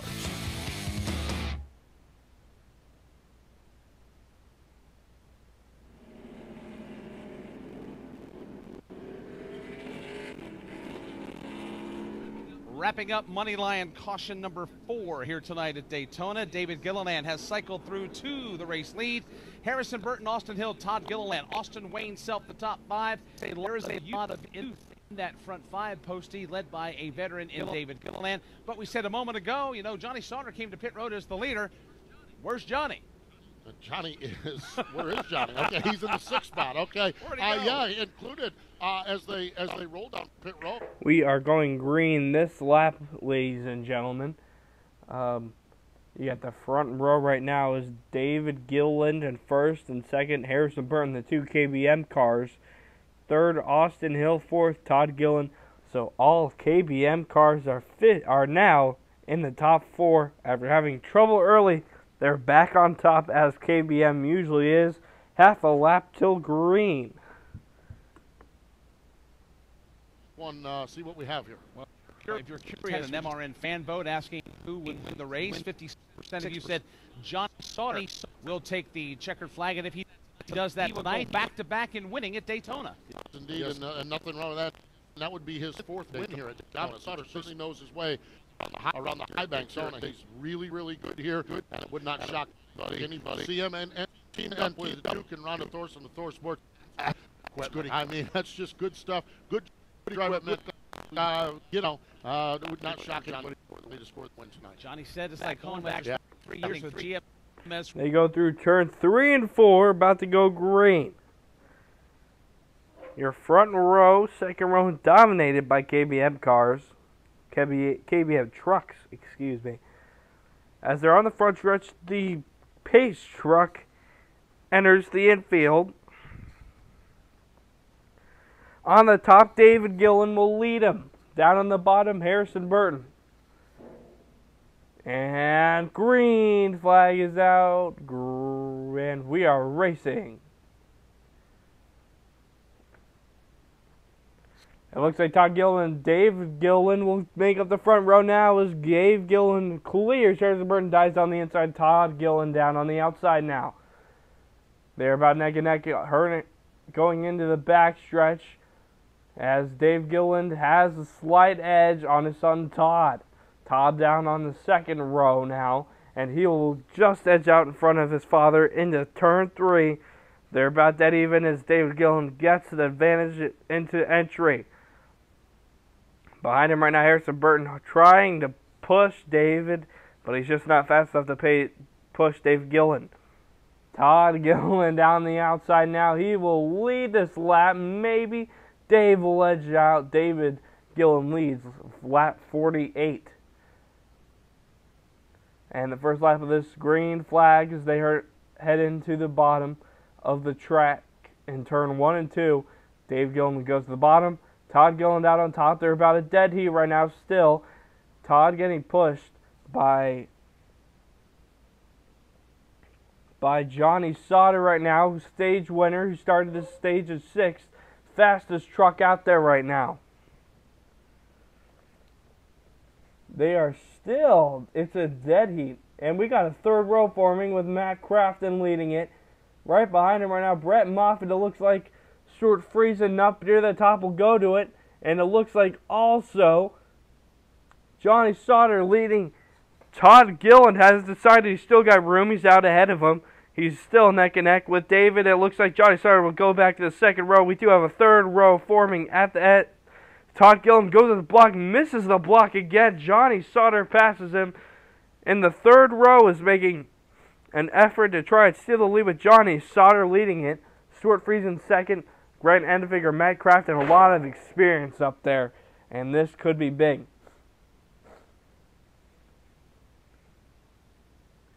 David Gillen at the bottom being pushed by Harrison Burton. They are cleared by 2 car lengths of Johnny Sauter now. As we go in for halfway there. We're halfway to the end of this. Matt Crafton goes on the outside, making it 3 wide.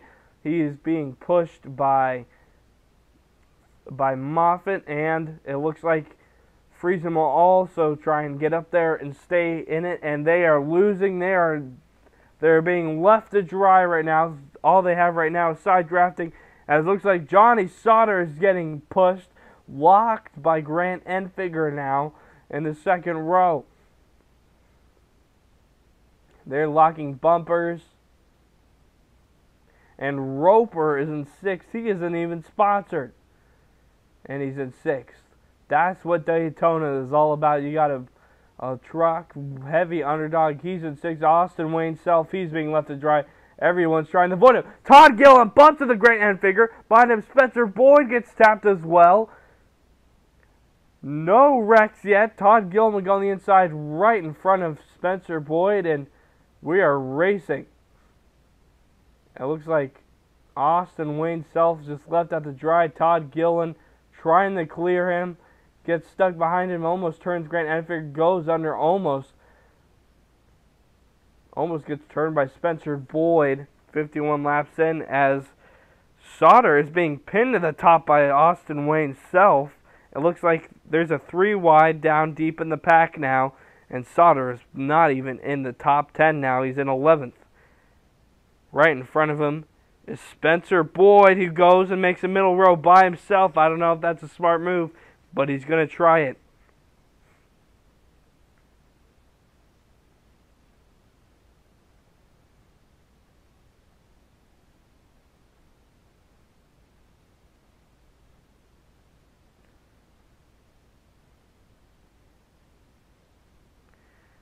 And they are 52 laps in, excuse me. And the top 4 right now is Gilliland, Burton Hill, and Roper. He's 4th. The rest is shuffling, and Austin Wayne Self being hung out to dry once again. Cars are forming a second row around him, though.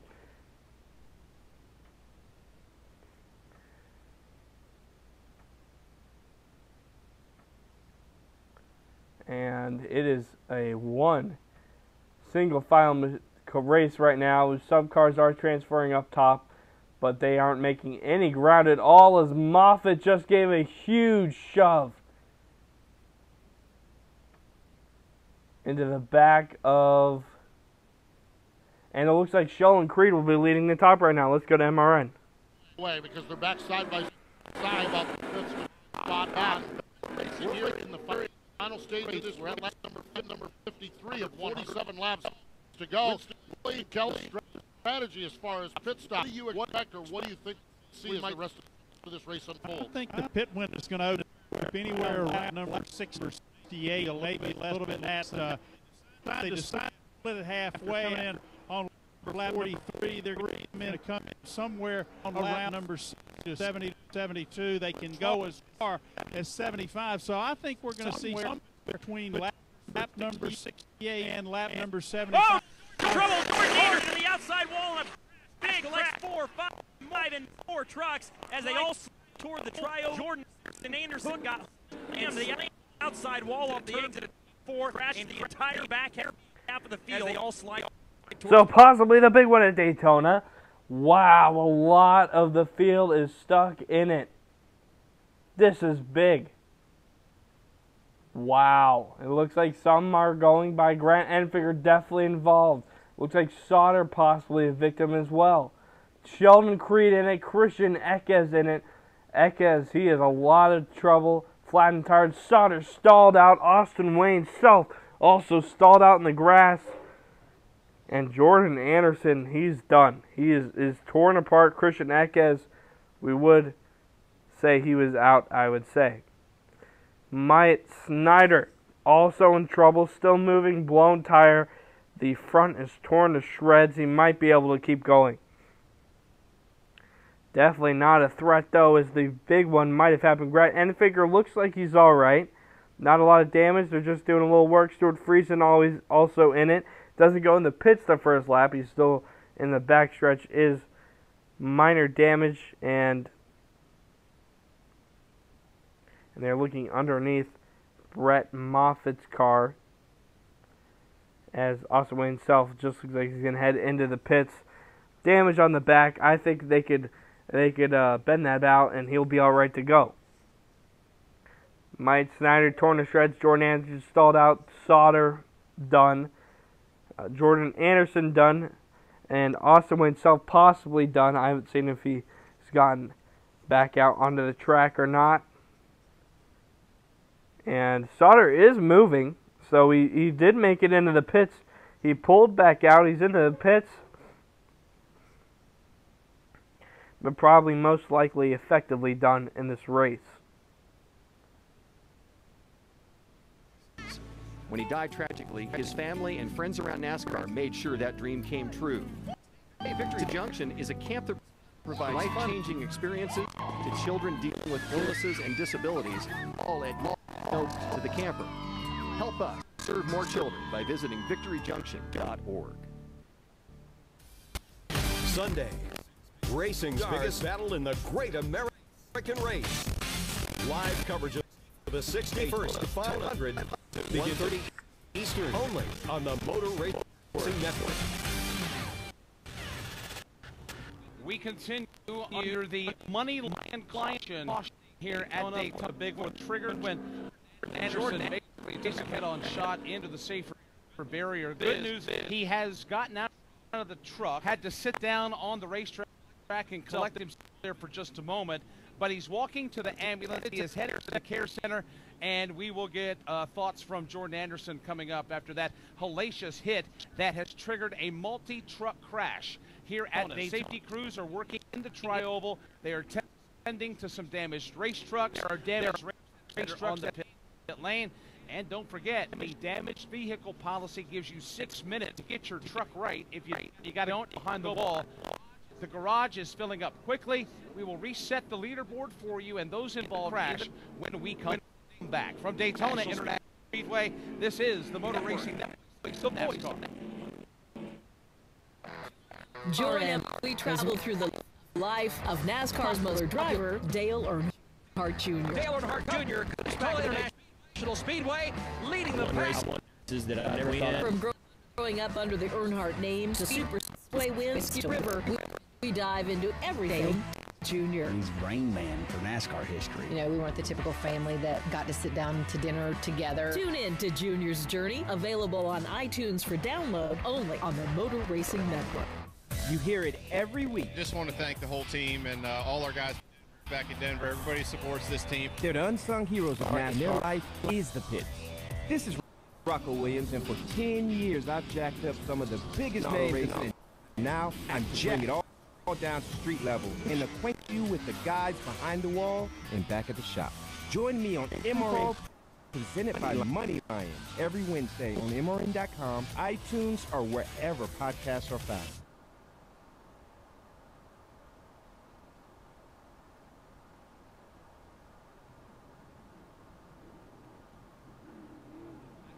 Back at Daytona International Speedway, Money Lion caution number 5 continues to wave over the field. That one here in Daytona involved as we have it, and this list will be updated. It was Jordan Anderson that triggered the wreck coming out of turn 4. It swept up Johnny Sauter, Austin Self, Christian Eckes, Gus Dean, Brett Moffitt, Grant Enfinger, Sheldon Creed, Myatt Snyder, Stuart Friesen, and Brennan Poole. We are updating this list, and as the drivers make their way on and off the pit lane, cleanup continues. Lots of speedy drive has been applied exiting turn 4, and really it's actually 3/4 of the way down the pit lane. Just trucks just spewing fluid as a lot of them are just torn to pieces after that hellacious crash off the corner. Just like a shredder is what it is. I mean, those trucks just absolutely just shred each other apart. Looking back at this, looking at the lineup where we're at, Bobby Gearhart is 8th and Clay Greenfield is 9th. And I believe from their back, everyone else, there were some trucks that were way back and may have driven through the minefield of debris out there. But I think it was about the 8th or 9th truck that made it through. After that, virtually everyone was wiped out in that wreck down in turn 4. I am telling you what, there is a lot of damaged trucks down along pit road as well. Woody Kane, I know you've got a couple of trucks down there. I see the Snyder's truck and others. What's the damage report like in front of you? Myatt Snyder is second this time. That truck was just blowing chunks as it comes in. Right and left front extensive damage. They have the left front trying to cut some of the way back in again. Brennan Poole had a lot of fluid coming out of that truck to fix it. Now they're pushing him back toward the area right now, so it looks like Brennan Poole's night might be done. How about Winston, Kelly? Christian Eckes was on pit for some time underneath the 6-minute clock, but he had a lot of damage to the front of the truck, a lot of damage down the right side of the truck, and they're trying to get that right front of the truck up off the ground. But he can continue. Austin Wayne self some heavy damage rear of the truck and all the way down the right side of the truck, predominantly on the left side, Austin Wayne self truck. So those were the big losers on this end of pit road. So as we work the Money Lion caution, 57 lap, 43 to go here in Daytona. The lead is of one David Gilliland. And let's pause station identification on the Motor Racing.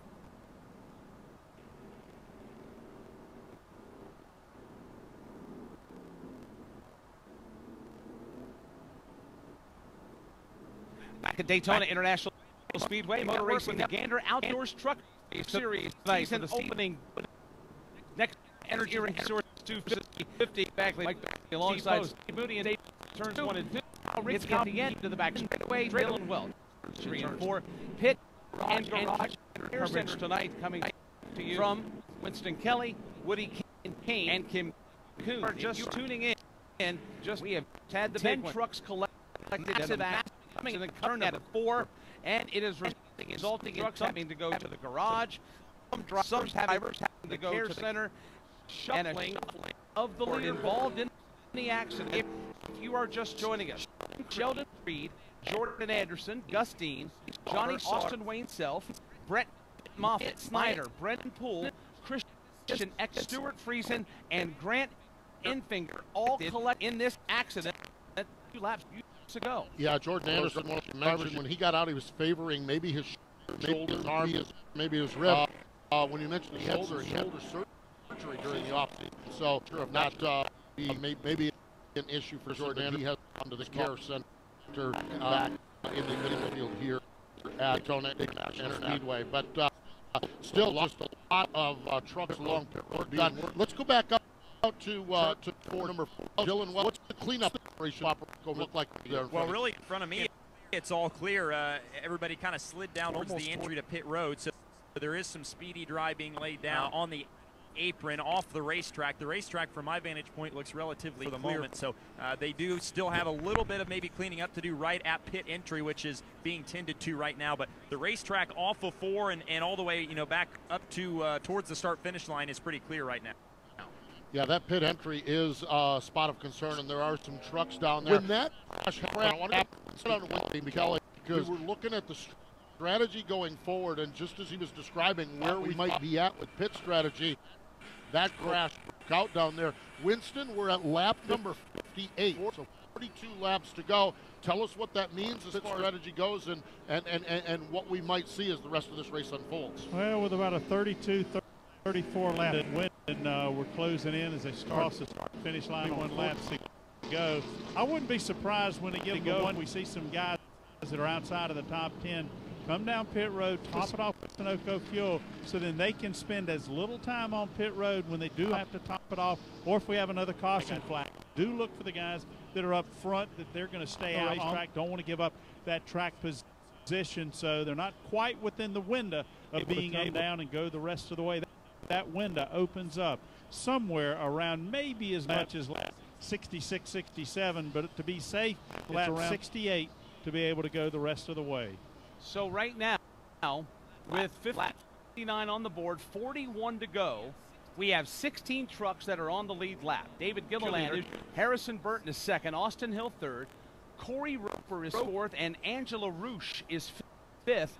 Todd is sixth, Ben Rhodes is seventh, Bobby Gerhardt, Clay Greenfield ninth, and Joe Nemechek in 10th. Matt Crafton 11th, Peters is 12th, Spencer Boyd is 13th, Ross Chastain is 14th. Josh Rayum is 15th. We've also got Stuart Friesen in the 16th position. He's damaged, but is continuing. And now Sheldon Creed makes that the 17th lead lap, or 17th truck that is on the lead lap. He does have some damage as well, but he is the final truck on the lead lap, Postman in the 17th position. Yeah, so 17 trucks on the lead lap. Let's just let you know where the rest of the field is here. Gus Dean is in the 18th spot, 1 lap down, and actually Gus Dean just rolled by on pit road, so he is on the lead lap. So Myatt Snyder 1 lap down, Austin Wayne. Sheldon Creed on the back stretch is sparking. No, it looks like he's got problems up front in the car. He looks like he's going to come back in the pit. He is on the lead lap, though. Chris Fontaine, Ray Ciccarelli, Tyler Dipple, Bobby Lyons, Brian Doza, Natalie Decker, they're out of the race. But I'm afraid that list may grow as trucks are not able to be repaired. While we're doing all of this and why this is happening, we've got at pit road. Trucks are in, and Kelly, they're headed your way. Yeah, David Gilliland, Harrison Burton. It's going to be right side tire. Gilliland looks like it's going to be only for Harrison Burton. Further up pit road, here comes the machine of Matton. He's going to get right side tires. Just in front of Todd Gilliland's getting service as well as John Hunter Nemechek. So a host of drivers coming down pit road. Some Sunoco fuel only, a tire stop, and a couple of 2 tire stops on pit road. Woody? Austin Hill came in from the spot, very happy with his truck. He got fuel only down and away. Same Ben Rhodes. He came in the fuel only as well. He is down and away. All right, so that stops at lap 60. Let's go to the care center. Kim Kuhn. Brett Moffitt has just been in the care center. Big in there. Tell us what happened. It looks like they just got in a 3 a little bit, and 3 and 4 there. It was a lot of hard racing. It's just a bummer because everyone at GMS gave me such a good speedway. I've never had one near that fast and drives that good. So it's just unfortunate. Everyone worked really hard, and most of all, MBSales.com for coming on board. That was huge, and thankfully we'll give them another shot at Phoenix later. Hopefully, have a lot better results. So, just a bummer. We saw you out front. Teammate Sheldon Creed, you got the penalty. But what's your assessment? I mean, hard, and they tried to hard. Meanwhile, the 13 and the 98 by us blocked over. So it's a judgment call. It is, and we were being aggressive with it, but so were they, and we.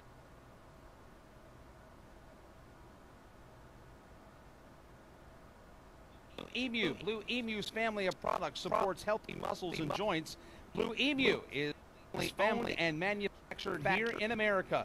Blue Emu works fast, and you won't stink.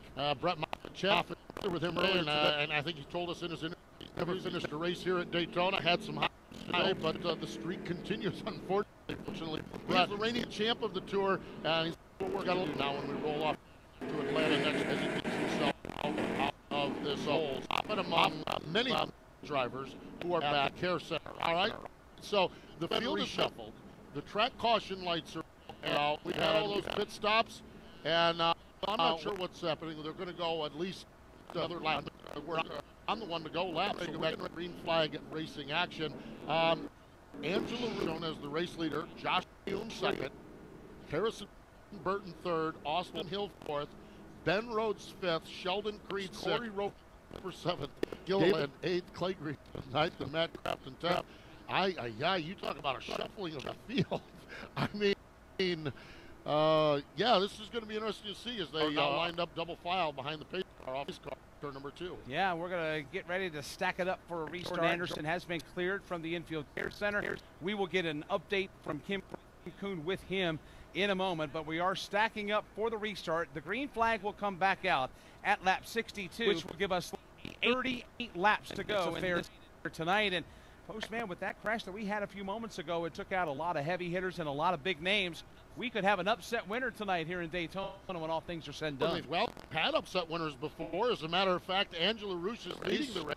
She is the niece of Derek Cope, who was an upset winner, if you will, of the 1990 Daytona 500. So upset winners have happened here at Daytona, and upset winners have happened in that family, as a matter of fact. Her uncle Derek, of course, a racer. Her grandfather, Don, drag racer along the way. So she's a third-generation racer, and right now she is set to go leading the field here at Daytona with 29.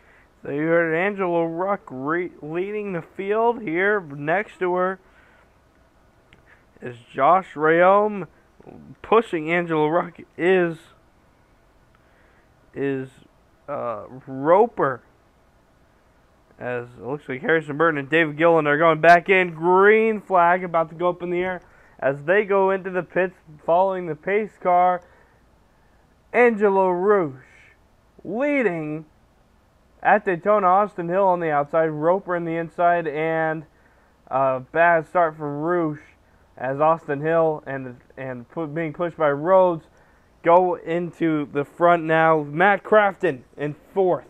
They are leading right now, and they are clear by at least 3 or 4 car lengths. Austin Hill and Grant Enfinger, they are closing back on him as there are a string of damaged cars. And it looks like David Gillen and Harrison Burton are waiting a penalty, a 1-lap penalty. Angela Ruck goes on the inside. It looks like she touched the yellow line. Let's see what happens. And it's single file all the way until about the 5th, 6th spots with Clay Greenfield on the outside. On the inside, Todd Gillen, Roper in front of him. It is an odd field, but it's working.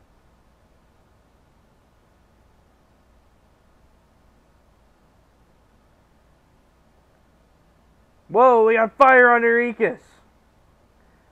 Ekes has fire under him. It looks like he's in turn 1 or 2. He's able to put it out, and he stops. Caution. 37 laps to go. Ekes out. He climbs out of the truck. Trouble so far, and it's a wild race. KVM is in trouble now. They only have 1 car in the top 10. And Todd Gilland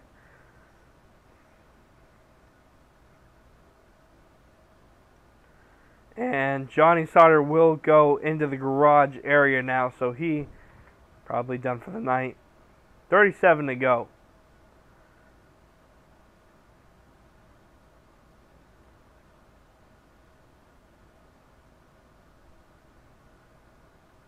Sixth caution of the night.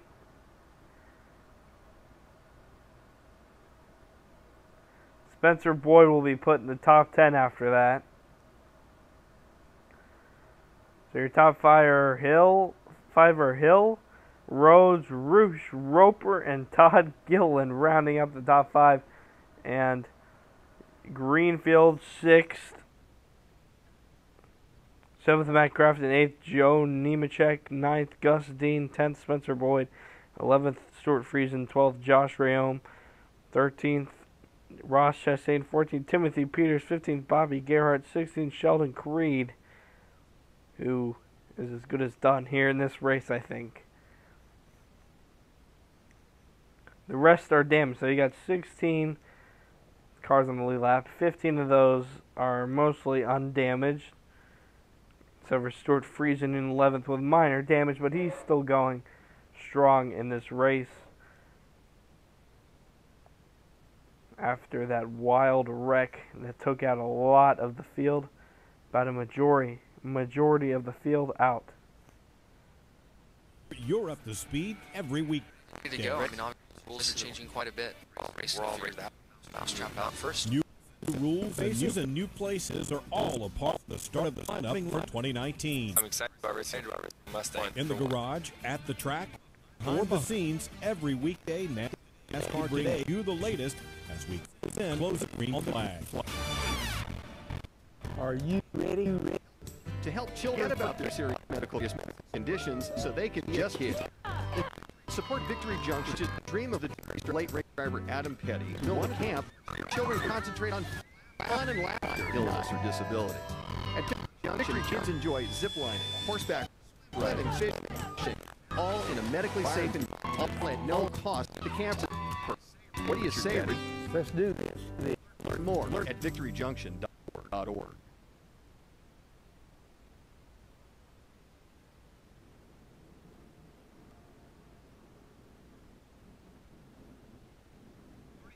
.35 laps to go here in Daytona. Austin is your leader. Line caution number 6 is out when Chris has a problem exiting the tri-oval. He's okay. He's out of the truck. And let's go to the care center now with Kim Kuhn. Anderson has stepped from the care center.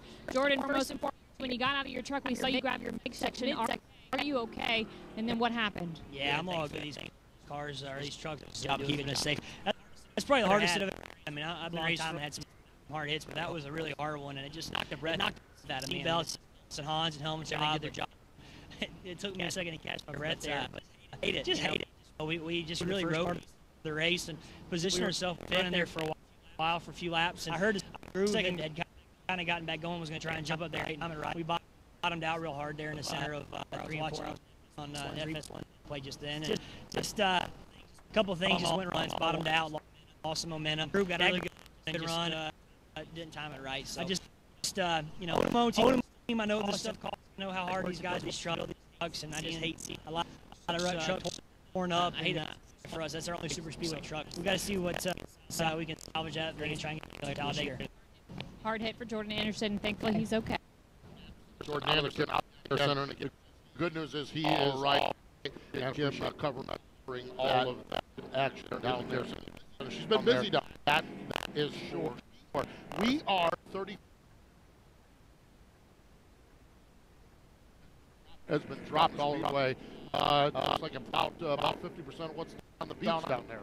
It's crazy. Half this racetrack is some sort of speedy drive fashion over off the end of the backstretch through 3 and 4 all the way through the tri-oval, exiting the tri-oval, headed into turn 1. It's going to be time before we go back under the green flag. It's going to be a little bit of time.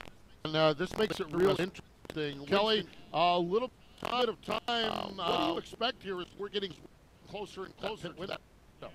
Yeah, every lap out in terms of getting to that window. I believe it's right there in that lap 68 spot for. We just finished lap 66. So we're going to have 4 laps.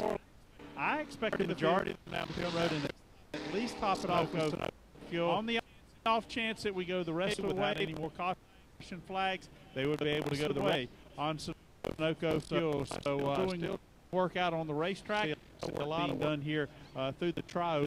We'll have some pit boards out, including that of David and Austin Wayne himself. Also, Todd Gillen pit board is out and looking for it around C. Harrison Burton's. Yeah, expect him to come down pit road.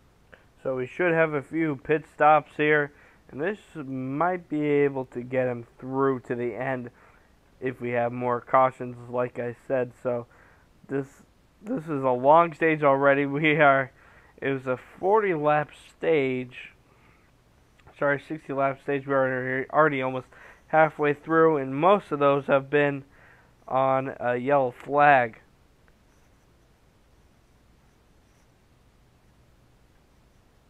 And we got people swiping in. Todd Gillen going, Angelo Rouge are going into the pits, and Roper staying out. Looks like Hill will stay out, and Rhodes staying out. But Angelo Rouge leading him in. Todd Gillen getting aggressive. The number 12 swoops in, along with Stuart Friesen goes into the pits. Creed into the Angela Ruck, our leader, into the pits. Let's see what her team can do. As they swipe the front, cleaning the front. They're putting gas in. It's just a gas-only stop. They are filling in, and she's off.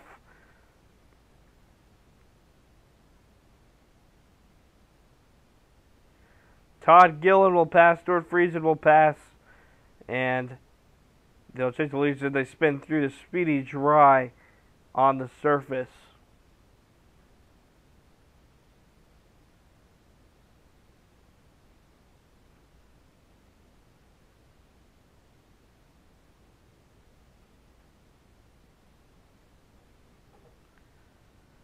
So 33 laps to go, and we've had a little bit of everything. Hard racing, big crashes, fire, sparks, tires down, you name it, and we've seen it out here tonight.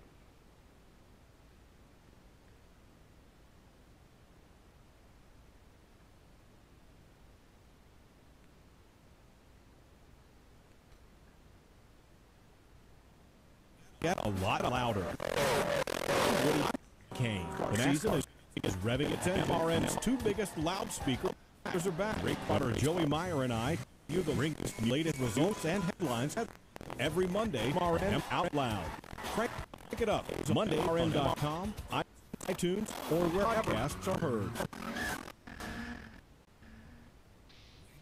Wings with Steve Post, Aaron Evern, and Ashley, your destination for all things Wayne Sprint, Saturday at 8:30 and 11:30 a.m. on MAV TV, live at noon on Nation.com and Facebook Live.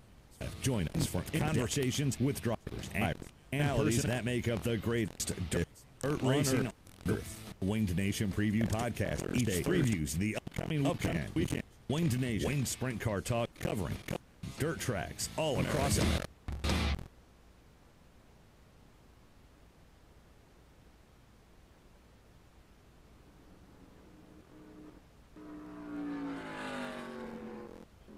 The Daytona Beach West is, if you will, here Speedway has been cleared up. We finally have gotten all the speedy dry off the surface. The truck and the house are now gathered up in side-by-side formation behind the pace truck off turn number 2. Mike, I would not have minded if I had the concession down here. A little bit of a spiff on each of those bags, and we'd be buying tonight down at the Seafood House. We have gone through right here tonight in this race. Folks, got a long way to go. We've got several laps to wrap it up at Daytona. 31 laps when the field comes back to the start. 31 laps to go in this race. Let's look at the top 10 after pit stops. First, Austin Hill. Second, Ben Rhodes. 3, Corey Roper. 4th, Clay Greenfield. 5th, Matt Crafton. 6th, Joe Nemechek. 7th, Spencer Boyd. 8th, Stuart Friesen. 9th, Todd Gillen. And 10th, Josh Rayom. 11th, Ross Chastain. 12th, Timothy Peters. 3rd, Angelo Rouge. 14th, Harrison Burton. 15, Gus Dean. 16, Bobby Gerhardt. 17, Sheldon Creed. And you got the Blair string some drivers laps down after that who are effectively out of the race.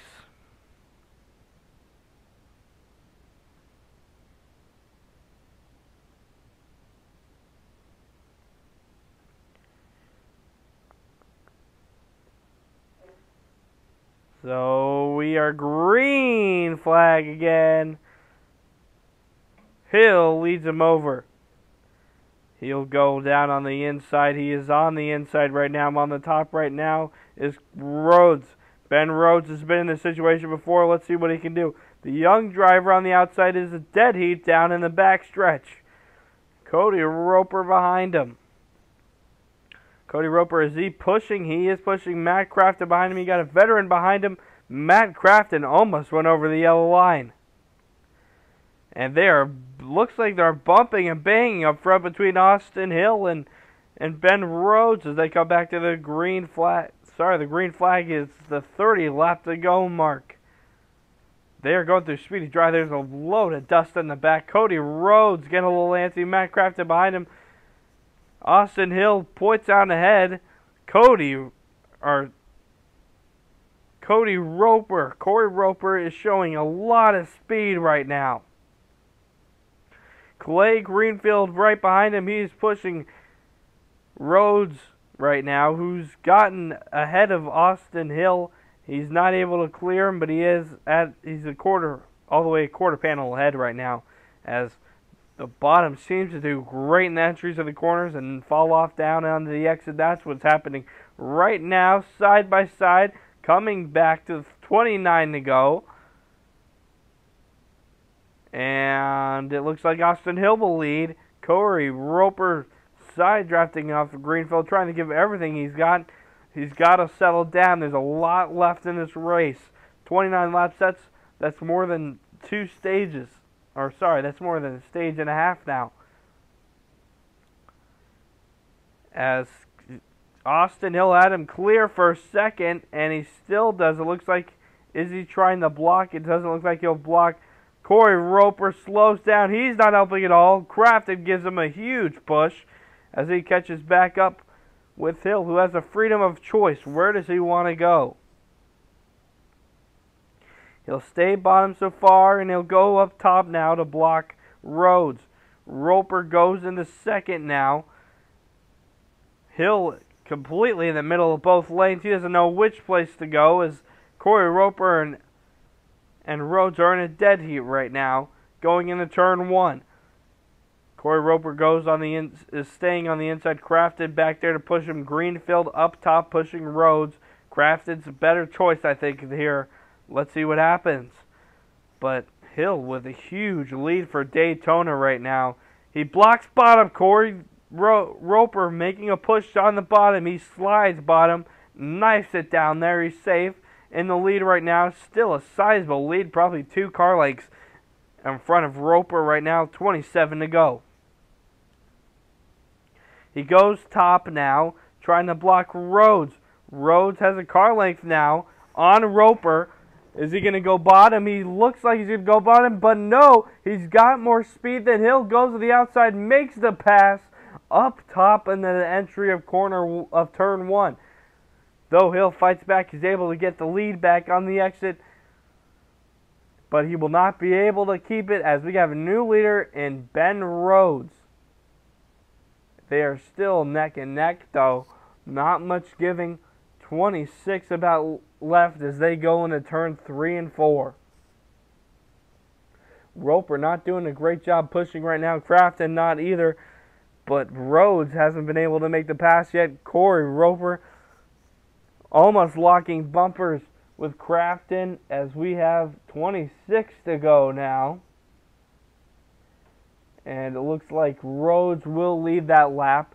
He's not ahead at all. And now Hill will get the lead just barely on him into the exit of turn 2. But not a great exit at all. It looks like Rhodes gains the lead, not able to clear him yet. Greenfield behind him pushing, and they're getting tight with a side draft now. And Hill clears. He has the choice of which way to go. Speedy Dry leaving a huge cloud of dust in the distance.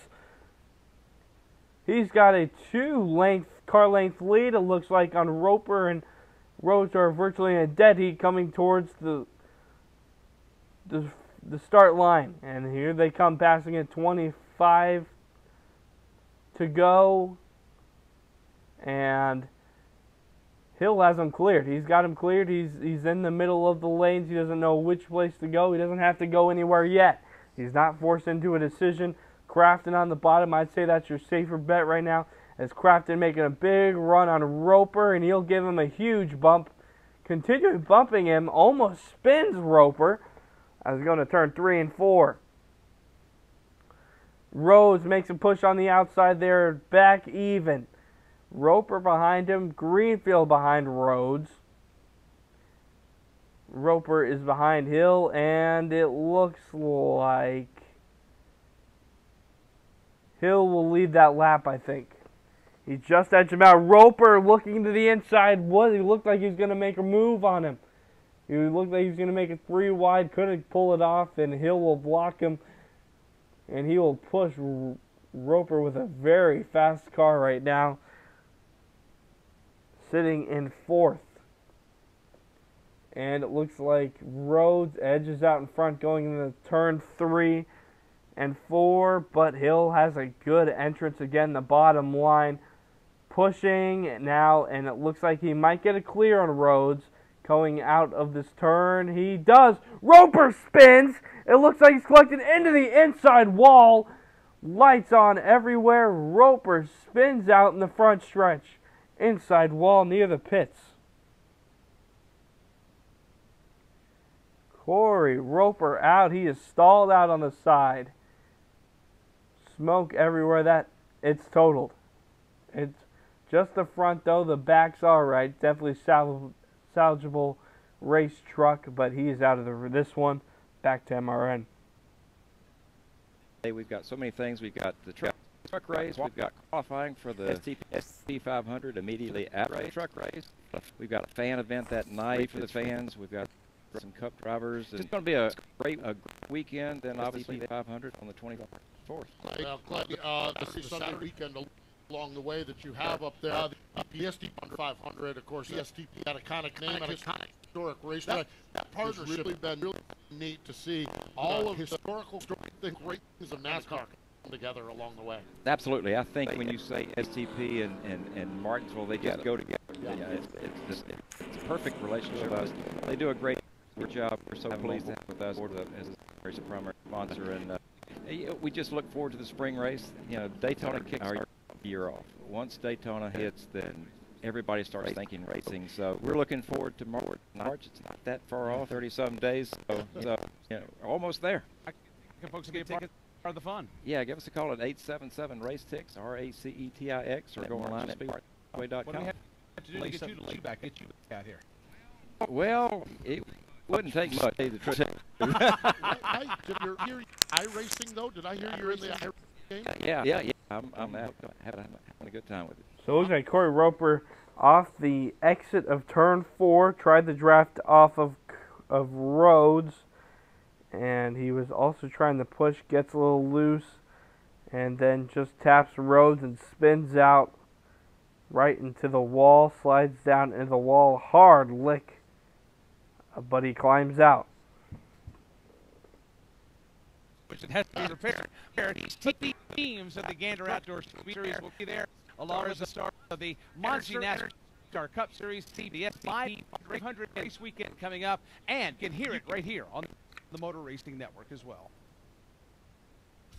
Hi, this is Mike Backley. Join me and the rest of the MRN crew every Tuesday night for NASCAR Live. Get you up to date with the latest news stories and ready for the upcoming race weekend. So many crazy things happen there. There's races where anything can happen, especially in. Hear exclusive interviews, expert analysis, and much more. Yeah, boys, how about that? Oh, yeah, great job. It's NASCAR Live this Tuesday night at 7 Eastern on the Motor Racing Network.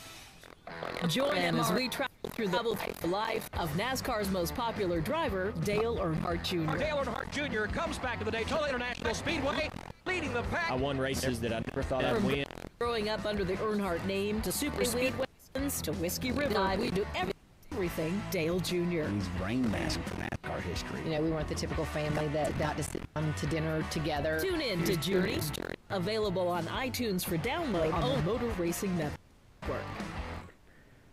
Corey Roper spinning out of turn number. Todd Gillen in with damage down on the bottom. Looks like the back quarter panel. They're looking under the truck. They have it jacked up. They will take, it looks like maybe the back tire off. They're thinking about it. They look like they're just tightening lug nuts on the back. And they will officially change tires on the back right tire officially. They're taking their time right now. 21 laps to go. He puts in the lug nuts. Making sure they're tight, and they'll go with 4 tires on this stop.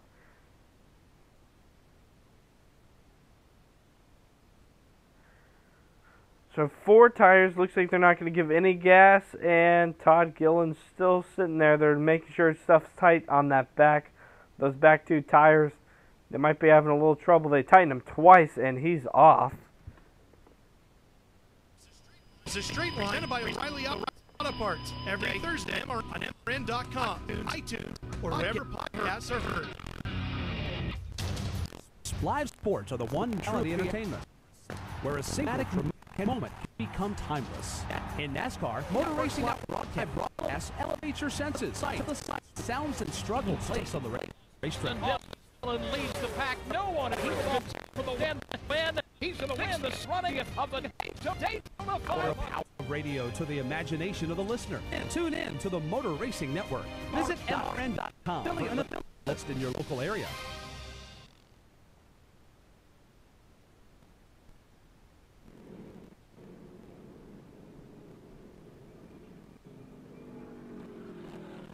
One 20 laps to go.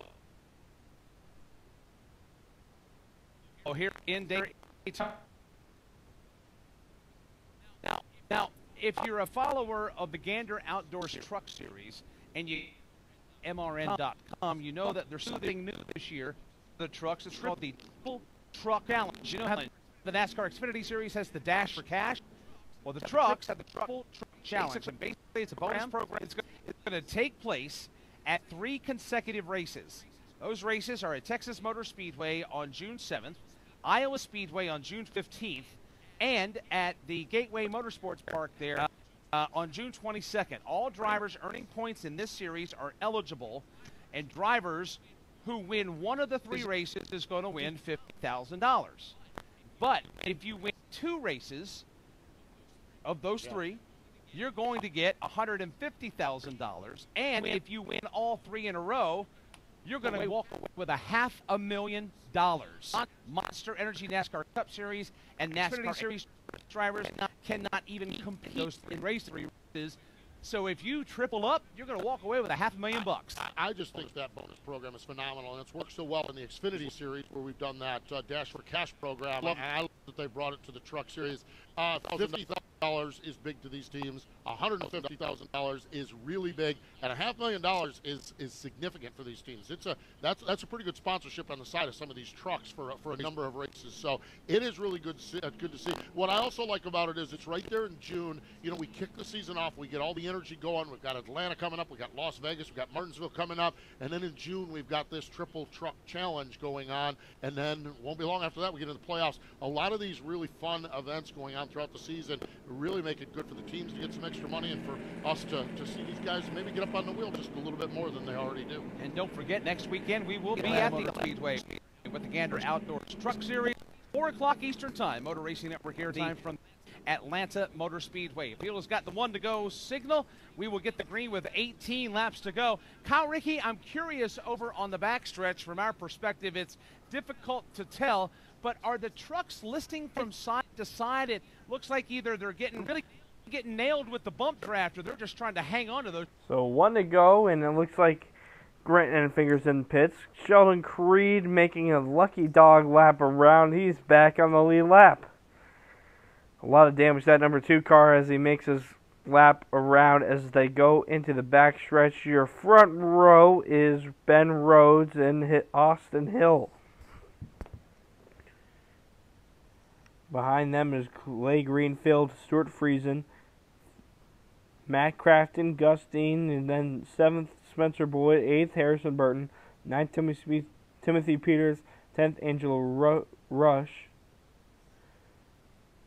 11th Joe Nemechek, 12th Bobby Gerhart, 13th Ross Chastain, 14th Josh Rayome, 15th Todd Gillen, 16th David Gillen, 17th Sheldon Creed, 18th is Austin Wayne Self, and then Grant Enfiger's 2 laps down, who's in the pits right now as they go into turn 3. There will be 18 laps left as when they come around.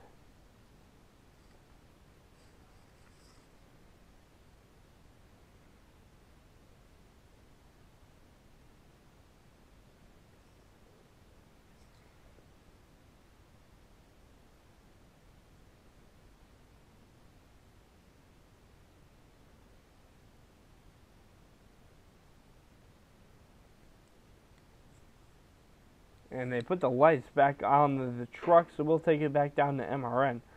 Who knows why? We might go green this next lap. Let's see, they are at the start-finish line.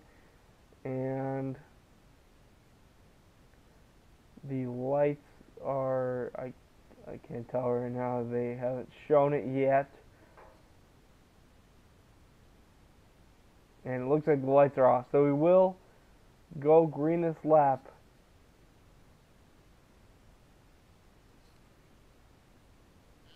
And we set up both as they make their way around the speedway here. That caution was extended on more or less. Zofield is over in turn number 2, so I do believe track caution lights are out. We're going to go green this next time, so that's going to give us a 17-lap run to the finish as we see who's off the 2019 season here in the NASCAR Gander Outdoors Truck Series win here at Daytona. 63 degrees right now, a little nip in the air here at the World Center of Racing. But don't worry, my friends, tomorrow and Sunday we've got you on tap. 78 and sunny tomorrow, 81 and sunny for the Great American Race Sunday.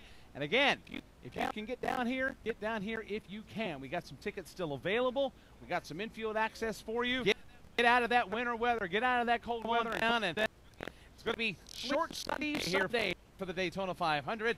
If you can't make it here, you can hear it on Motor Racing Network, but we'd love to have you join us here at the racetrack as we kick off 1990 for the Monster Energy NASCAR Cup Series. And maybe get a chance to put your toes in the sand as well, because the beach is open all the time here. The world's most famous beach, not too far from the racetrack here. So, yeah, if you can get down here, make it this way, you're not going to regret it. We've got great racing action coming up tomorrow with the Xfinity.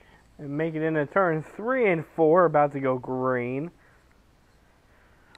And we got a bit of a shootout with 17 laps left as the caution truck looks like it's going to go into the pits now. It scoots off to the side.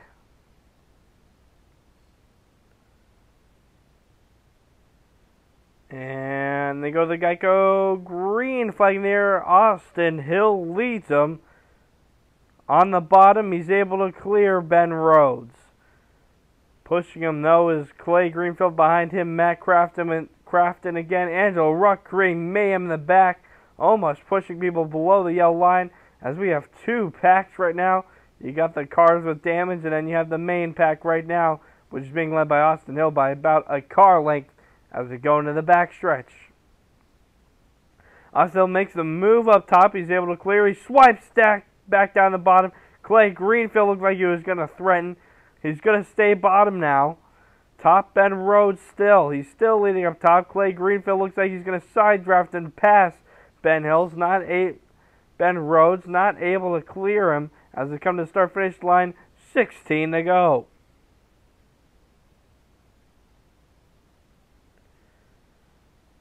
$16 laps to go. Let's see where this one goes. And we got Austin Hill in the lead. Greenfield behind him. Rhodes third, fourth, Friesen.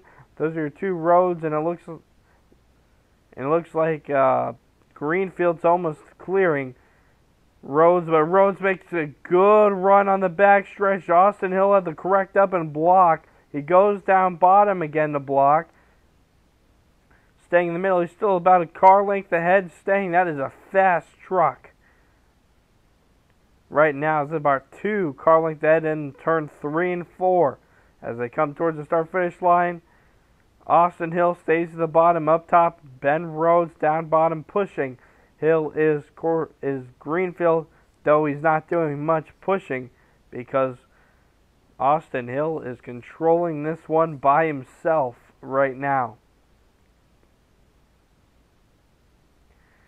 15 to go. Matt Crafton isn't fast, and Austin Hill will check up above. It doesn't look like he had to go. But Stuart Friesen is pushing now. He is pushing Ben Rhodes into second now. He's making a run. It looks like Hill didn't block yet. He might have to in a second as Rhodes is making a run on Greenfield. Not able to pass him here in the front stretch. They're side by side, able to pass him. Hill corrects top. 14 to go. Is he able to get a pass? He has to go all the way up top. They bump Rhodes on the outside. Austin on the inside. Rhodes passes him, and he's almost able to clear him in the turn 1. He is not able to clear. Hill taps him. He's just able to get him, and now he clears him. Stuart Friesen pushing on the top as well. They'll stay up top. Friesen second, and Hill goes into third, and it looks like he could lose it to fourth to the number 12 of Gus Dean. So we have 2 new race leaders after a wild pass on the front stretch with a bad block from Austin Hill. As they come back for 13 to go in this one. The top is dominant now with Ben Rhodes leading this race. Friesen, and they will switch to the bottom here as they go past the start-finish line. 13 to go. Turns 1 and 2. They are all bottom. And then they start going double file in the third spot right above Austin Hill. You have Harrison Burton up top. He's leading up top. He does have damage. Friesen and Rhodes are currently working together as they go up top. Friesen will stay up top, but he loses a spot to Austin Hill, who regains second back right behind Rhodes. Rhodes blocks up top. Friesen making a run up top. Hill below. He'll stay low, and it looks like they're at a dead heat. Rhodes will have trouble deciding where to go. 12 to go.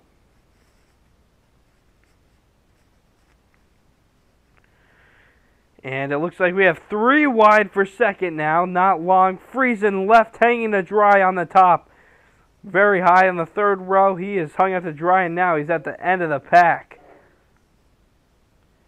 Ben Rhodes still in the lead. Whoa! Car hits the wall hard. Looks like there wasn't much damage to anyone else. But it is Todd Gillen. Hits it hard, and then he clips someone coming back down the track when he's slow. Fire underneath the Todd Gillen truck. Who did he clip? And he was towards the front of the pack. I wouldn't be surprised there was damage on some pretty important cars in that one.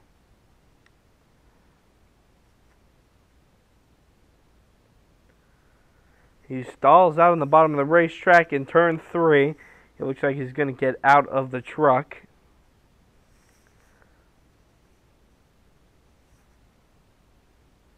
But he clips someone on the way down to the apron, going about 30 miles an hour. I wonder who that was, because it looks like they also hit the wall.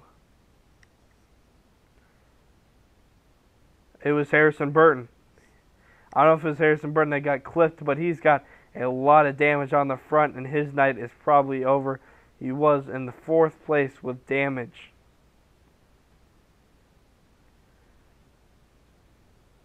Todd Gillen climbs out of the truck. He's alright. He'll go to the safety car, and he's shaking his head, looks frustrated visibly. He was in the run for a win.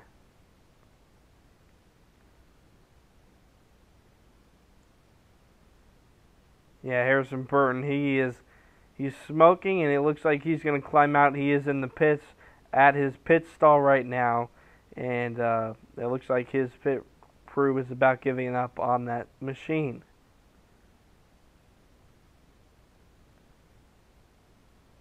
It looks like Harrison Burton started the crash. He had to lock up the brakes. Todd Gillen behind him didn't slow up enough. Goes right into him. Hits the wall hard. Todd Gillen gets involved in it. Yeah, he had to slow down. Todd Gillen wasn't able to slow down fast enough. Turns him. And they still haven't shown who was the Clipper car involved in that.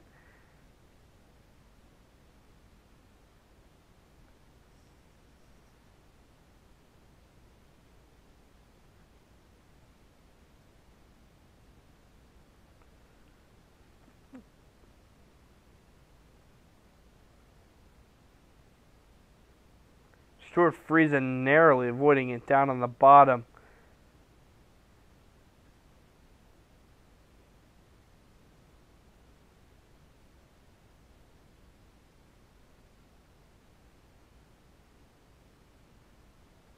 As the two KBM cars take each other out of the race. Let's go to MRN. Front of the field. We have got 10 laps to go here at Daytona. The field continues to parade around behind the pace car, making their laps around the speedway under caution. And we'll get back at it here in just a little bit. From Daytona International Speedway, this is the Motor Racing Network. All right, so it was Bobby Gerhart, the other truck involved in that, with damage to the back of the truck at the quarter panel. Cosmetic, it will affect the draft, but it's not necessary. And spills that the Hall of Famer had over the years. Petty is sliding, slamming into the wall. It's Richard Petty's Road to Royalty, and it's available for free to download on iTunes and MRN.com right now.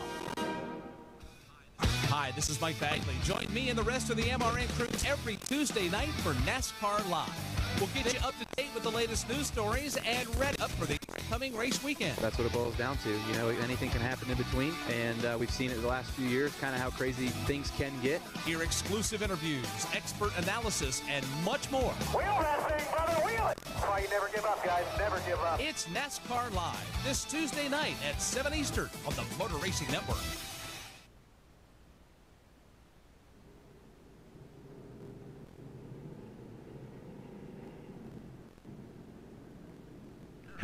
Harrison Burton has climbed out of his truck along pit road, and he is going back to the care center now. So after they determined that that truck was not able to be repaired and not able to get back onto the speedway. 91 laps have been completed. Caution lights remain on all the way around the speedway, so it'll be another lap and a half or so at least until we go back to green. Ben Rhodes is the race leader. Austin Hill is second. Gus Dean is third. Clay Greenfield runs in the fourth spot with Matt Kraft in fifth. Timothy Peters up to position number 6. Joe Nemechek having a nice run here tonight in the 7th spot. Spencer Boyd runs 8th. Stuart Friesen back to 9th spot after running toward the front of the field. Sheldon Creed up to position number 10 here as we're trying to wrap this one up here at Daytona. David Gilliland running 11th right now. 12th is Josh Rayum. Ross Chastain is 13th. Austin Wayne Self is 14th. Angela Roosh is 15th with Bobby Gerhart in 16th. Harrison Burton in 17th. He is out and headed to the care center. Grant Enfinger is 18th, and these trucks are out and in the garage. Todd Gilliland in 19th. Corey Roper in 20th. Myatt Snyder is done for the night in 21st. Christian Eckes is out in 22nd spot. Johnny Sauter 23rd. 24th, Brennan Poole. 25th is Jordan Anderson. Brett Moffitt going to be slated in the 26th spot. Chris Fontaine going to be 27th. Ray Ciccarelli 28th. 29th will be Tyler Dipple. Robbie Lyons will be 30th. Brian Doza will be 31st. And Natalie Decker going to be scored in the 32nd position. So we shall see what happens with it. Mike, looking out on the racetrack now, very interesting, a lot of wadded up trucks actually. As we get the one to go signal, take a look at Gus Dean's truck as it rolls by us there, Mike. Yeah, looking down at that, he was involved in an earlier wreck. It looks like they've got some of that, what they call that high-speed duct tape on that truck. Well, the right front, it seems like there's a little extra right there, and when he's at speed, it's just flapping in the breeze. And some of these trucks are beaten, they're battered, and they're torn, but they're still on the track. Others are not as fortunate. Their trucks are in the garage, and they will not be able to continue. We just gave you a list of those, but It's hard to tell who's going to bring this one back home to the checkered flag on a trip to Gatorade Victory Lane. We've just gotten the one to go. It'll be 7 laps remaining when they come back to the start-finish line. And just file this away in case you care to know that there have been 7 last lap passes here at Daytona, the most recent coming 2 years ago when Matt Crafton on the final lap to go to victory lane. Others have done it as well. Johnny Sauter has done it. Kyle Busch, Michael Waltrip, Timothy Peters, Jack Sprague, Bobby Hamilton have all performed that feat. And with the way things are going, it could probably happen again tonight. Yeah, and if I'm not mistaken, Kaz Gralla did not go to the right of Matt Crafton, nor did he go to the left of Matt Crafton. He went under Matt Crafton as a result of a big crash on the last lap. So, yeah, we might very well see something very similar as well here as we are set to go. Austin Hill opting to go to the outside lane in his automobile, so he will go to the outside lane. That'll put Ben Rhodes down on the inside of him. Track caution lights are out, and we're going to go green with 7 laps to go, so we will see if there's a last lap pass or what other kinds of shenanigans and activity we may have. There will be 7 laps to go at green flag as they make their way around turn 4 now. Front row, let's go through your top 10. Your top 5, excuse me. Ben Rhodes in first, second, Austin Hill, third, Gus Steen, fourth, Clay Greenfield, and fifth, Matt Crafton. So your bottom is stacked right now. Ben Rhodes, I'd say, is the favorite. You got 7 laps. That's a long race. But truck pass, caution truck in the pit road. Green flag, let's end here under the lights. Ben Rhodes bumping off Austin Hill. This could be the last restart. They know it. Austin Hill dead center. He has a good start as he edges out just in front of Ben Rhodes as he goes in the corner. Bump drafting. There is a 6, I think it's an 8-car pack for the lead right now. That's how torn up we are. And whoa, Austin Hill making it 3 wide. It is 3 wide. The 6, Clay Greenfield corrects. Spins out, corrects into the number 44 car. And he hits the wall hard. Another caution, 7 to go in the backstretch as he just tries to knife it down in the second row and turns in to the number 44 of Timothy Peters. Another wreck. Timothy Peters looks like he's able to start the truck. It's moving, and he is back out onto the track. Doesn't look like much damage, so he might be able to finish. 6 laps to go. We might be looking at a green-white checkered, and it looks like Stuart Friesen was also involved. Minimal damage on his truck. There for tire change for Stuart Friesen. Of course, he's got time to get back to the front the way this is shaping up. And we mentioned Timothy Peters just a moment ago. I mean, he used to be the man in the Gander Outdoors Truck Series. He has signed a temporary deal to run for Al Neese and Neese Motorsports. Matter of fact, Timmy's going to drive the first 3 races of 2019 here at Daytona. He's going to drive next weekend at Atlanta and then off to Las Vegas Motor Speedway, and hoping that things develop from there. But I talked to him in the garage yesterday. He's just excited to race. He loves this series. I mean, he can tear him up in the late models, but he can also set the world on fire here in the truck series. He's having a good run until he got swept up in that contact there on the backstretch. Yeah, he brings his truck down pit road right now. As a matter of fact, here he is to the attention of the crew. Let's cover the repairs to Timothy Peters' truck. Timothy Peters has some damage on the right front. They're going to go around and check that out and make sure they can get him up okay. They're trying to get the jack under and get that truck jacked up rather to work on that right front, change tires. Also in is Clay Greenfield. They're working on the right side of his truck as well, just changing tires, pulling some sheet metal away. Timothy Peters down and away, still trying to get the tires off of the Clay Greenfield truck and replace it. They're going to do all 4 on him. Looks like he is going to be okay as well. Putting on the left front now, just making sure, taking a little extra time to make sure that everything is okay. And now Greenfield is underway as well. Yeah, a lot of work down there on pit road as they went. We mentioned Stuart Friesen came down pit road. Kim Kuhn is down in his vicinity on pit road. Kim, what was the problem with Stuart Friesen? Yeah, I just checked in with the team. It was a left front flat on the Friesen machine, so they brought him down, changed 4 tires, a little splash of Sunoco fuel, but left front flat was the issue. All right, thank you, Kim, for that update. Stuart Friesen going to bring that truck back out onto the racetrack, and he's got 4 fresh tires, and we'll see what he's got. Right now, we're sitting at 5 to go. When the field comes back, it'll be 4 to go, but we are under the money line caution, so it looks like it'll be a brief dash to the checkers. Dave Moody's been watching this race from high atop turn 2. Dave, do you remember a race this rambunctious before here in the Truck Series at Daytona? Yeah, actually, a couple, but this one has been more ragged than rambunctious, I think. You know, we've seen some races where it was just close quarters racing and things happen at that point, but this one's been a little on the ragged side. But those that are left right now, and there aren't many, but those that are left feel like they've got a great chance to take a win here at Daytona. So we shall see what happens.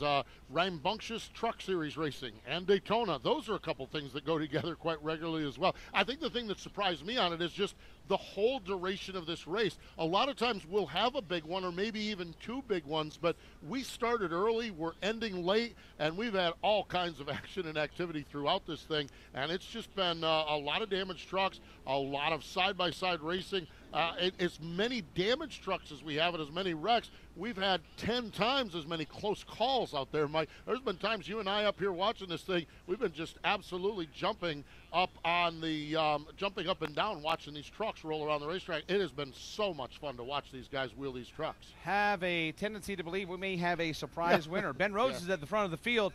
That doesn't necessarily mean he's going to make it to the checkered flag with the way we've seen things going tonight. If you're just joining us, here are your top 5 drivers right now. Ben Rhodes, Austin Hill.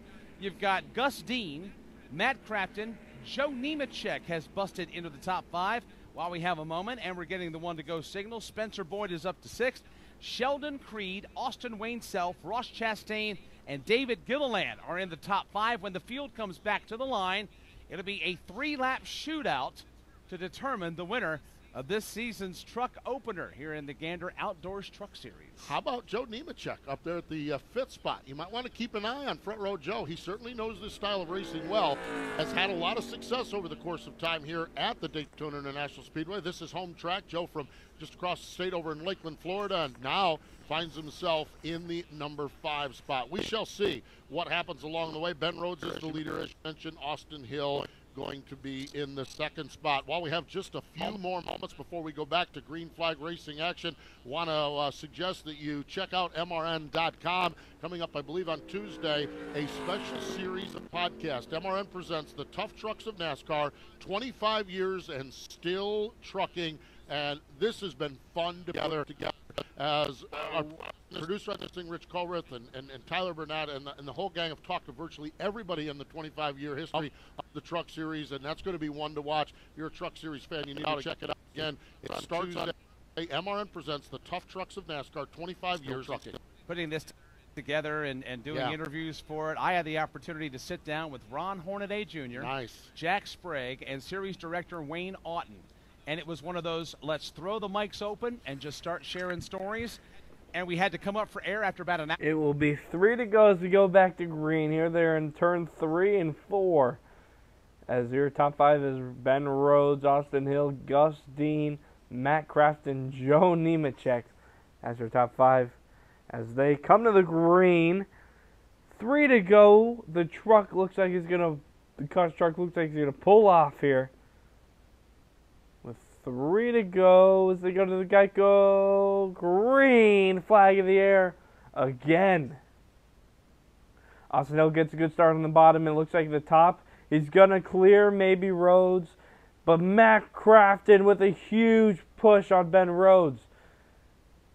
Spencer Boyd looks like he's going to top into the top 4 now. He's pushing Matt Crafton. Ben Rhodes clears Austin Hill on the outside. He'll stay on the outside. Crafton also clears Austin Hill. Spencer Boyd trying his luck too. He's almost has the car clear. We're headed to 2 to go as they all shift down to the bottom. Spencer Boyd tried the knife down the bottom, not able to. Front 2. Now it's the front 3 down on the Spencer Boyd leads the top. He's getting antsy. 3 wide. Matt Crafton makes a move to the outside on Ben Rhodes. He's not able to. Austin Hill's on the bottom. He's trying to side draft now as he goes to third to the 12 of Gustine. He'll lose that spot. Joe Nemechek, he'll lose that. 2 to go. Single file for 4 spots, and that's Rhodes, Hill, Dean, Nemechek. Well, looks. Austin Hill spins. Cody Rhodes, they save it though. They don't spin all the way. Gustine looking for the lead. Inside, takes out Ben Rhodes, and it looks like Stortfriesen is involved. Stortfriesen is involved in a slew of other cars involved. Wow, another one. Sheldon Creed on fire. He's going to stop. Matt Crafts survived. Stortfriesen's still rolling, but he's on fire too as Creed slows down. That truck is in flames as we go into overtime. There are basically 4 cars in this race right now, 4 trucks.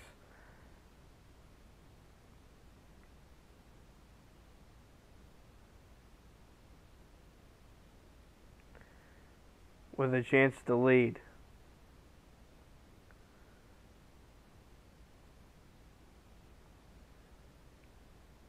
Rhodes out, Gustine out.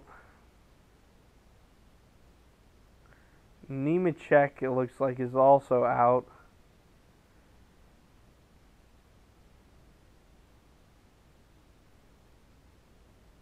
Let's go back to MRN.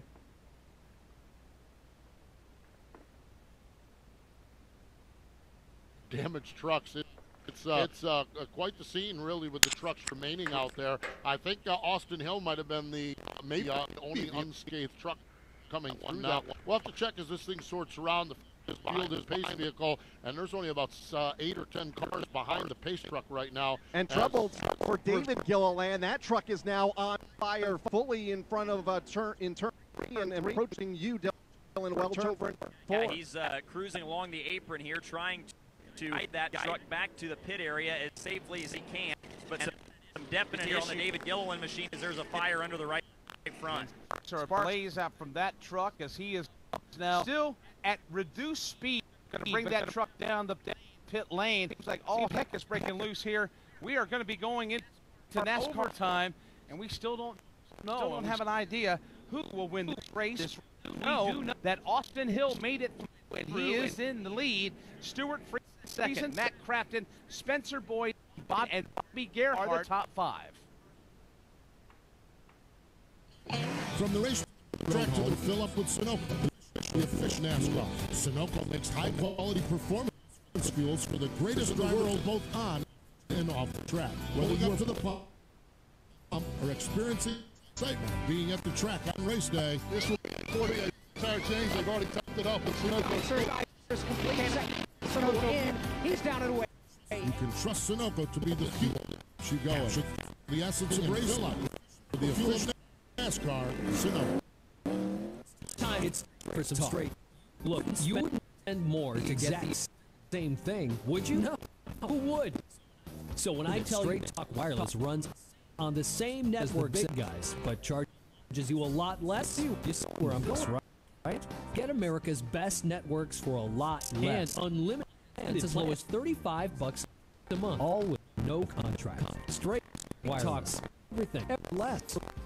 Only at Walmart. Going into here at Daytona International Speedway. Another line flying over the field with a multi-truck incident on the back straightaway. Coming, we're 2 to go, and right now on the racetrack we have all sorts of cleanup continuing. David Gilliland is on pit road, Kelly, and look, he had to evacuate back his truck as well. Yeah, fire up underneath his car or his truck, and he has out of the truck. He is okay. He'll take the mandatory right to the air center. It's heavy to the right truck, and did come out under flame. David Gilliland now walking around the truck, and the truck surveying the damage. He had gotten the labs back a couple of different times. Had some problem on pit road as well. You had a penalty, but it is not done. But our has been extinguished here on pit road. And of course, Gilliland will be climbing out here center. He will be the 19th retiree 32 to this race this afternoon. 19 trucks in the garage. It's going to be an overtime to the next Energy Resources. It's not the first time. It won't be the last time it'll happen. We'll have the time run for you here in a moment from Daytona International. This is the Motor Racing Network of NASCAR. The 1993 Cup Series season had more than its fair share of twists and turns. Flags waving. I'm here. Here's Earnhardt right on my tail. Goes down low to pass, and I said, "No, no, you don't." Here's stories that you've never heard in a 10-part series. The 1993, 25 years later. And Davey was behind me. He came off the corner, and there's a guy in a little racetrack. You can download it for free. For children with chronic medical conditions means friends. That's because we provide a medically safe environment who live in a world of hospitals, visits, can laugh, play, and discover all at no cost to their family. Victory Junction inspires confidence, self-esteem, and changes the life of everyone who comes through our gates. Find out how you can change a child. Go to victoryjunction.org.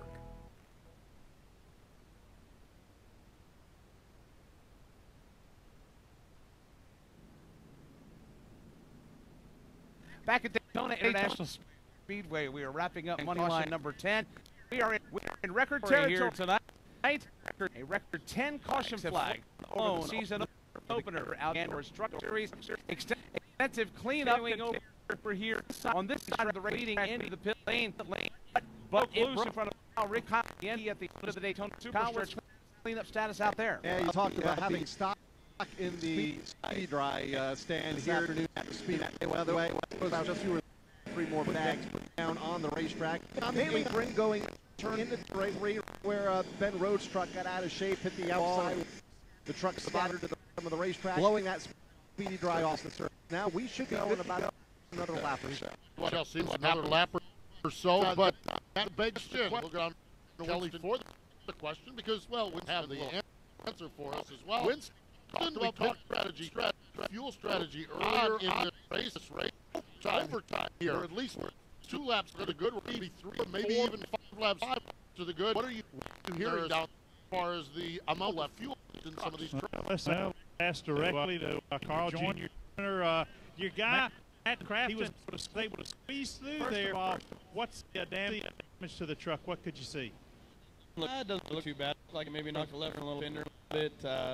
Wheels straight, clean. It's time to go get the checkered flag. How you doing on fuel? We're good. A ton of fuel. Best economy vehicle out. F-150. She's run strong all day. Matt's done a good job. Man, everybody's done their job all through the winter, and we're in the right spot. You gotta be patient here. A lot of guys give him grief about being so patient on these speedway races, but we'll see. Hopefully, it'll pay off for it. Trying to get the first flag for Matt Crafton and Carl Joyner here at Daytona, and he said, "Got plenty of fuel." And he grinned. So I think they're going to be very close. But I promise you one thing: they're not coming down pit road. Well, it sounded that like Junior just did that, but I'm sure you've had to you postman on pit road. And go to Ashton, you're not getting told. There's no way. You know, talking about Matt Kraft here, veteran racer out of California. Matt had a unique season last year in that he went win last year. Ended a 5-year streak where he won a race every year. So, you know, if he can pull it off here tonight, there's still a ways to go. He could pull it off here tonight. And a good way by winning here at Daytona. And that certainly be a neat way to end that. So, Matt Crafton is right now in the spot, and relatively speaking, minor damage on his truck, in better shape there because, well, most of the trucks still rolling have major damage on their vehicle. Checked in with Kyle Rickey a moment ago. Cleanup still in turn 4. Dylan Welch, what's out there? We can barely see you out there from all the dry that's being blown around. I think the only thing in the number of cautions here is the number of aggie dry we've had to use all over this racetrack tonight because there has been a lot down all night long over here in turn 4. The main strip this time right along the inside yellow line and off of turn 4. they've got that pretty much cleaned off and blown down off of the area and down kind of towards the inside wall. There's still a strip that leads down towards pit road, but out of the racing groove and off the racetrack. So cleanup is kind of being focused in that area right now to tidy that up. So when trucks do drive through there, they don't kick up a storm, if you will, going into the tri-oval. So looks clean up, finishing up down there, and I think we're going to be ready to go back here pretty soon. See, Austin is the race leader. We've got 103 laps, and Matt Crafton is second. Spencer Boyd is third. How about Bobby Gearhart, fourth spot? 60-year racer, Lebanon, Pennsylvania.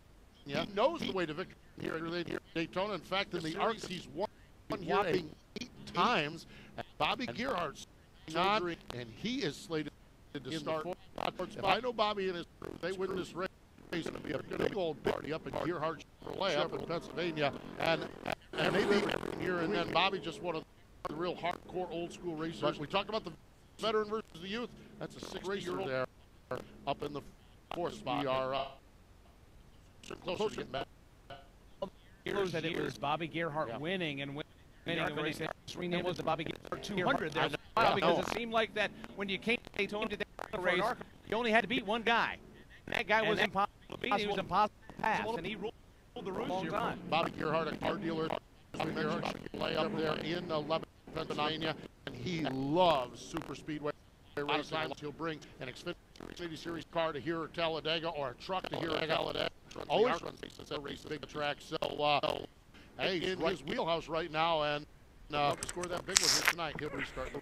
Well, we're about to restart this race. One more lap of racing. This is a green-white checkered 2 as they head to turn 1 and 2. A NASCAR overtime race with about 5 cars in it. Austin Hill starting in first right now. Second, Matt Crafton. Third, Spencer Boyd. Fourth, Bobby Gearhart. And fifth, Josh Rayom. The rest are heavily damaged. So this is going to be a wild restart, and Timothy Peters back out on the track. He has tape just up and down about everywhere. He's got tape. He doesn't have a hood on the car, but he's on the track right now. It looks like he might be running, and it looks like he's going back. Oh, the hood is flipped up on his windshield. That's the problem. So it just doesn't end. And he's driving into the grass. It looks like he's going to stall in the grass, or he looks like he's going to pull into the pits, but he couldn't see.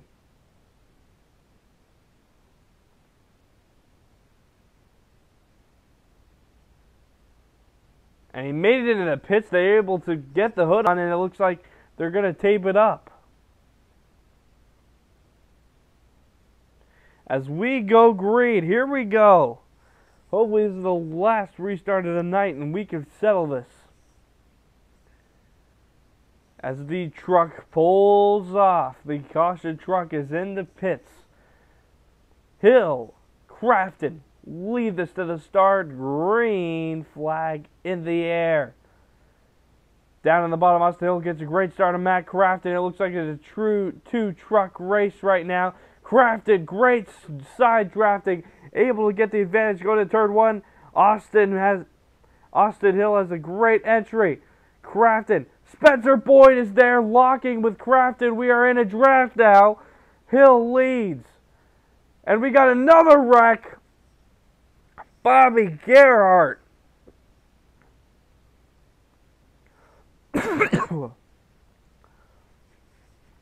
Hits the outside wall.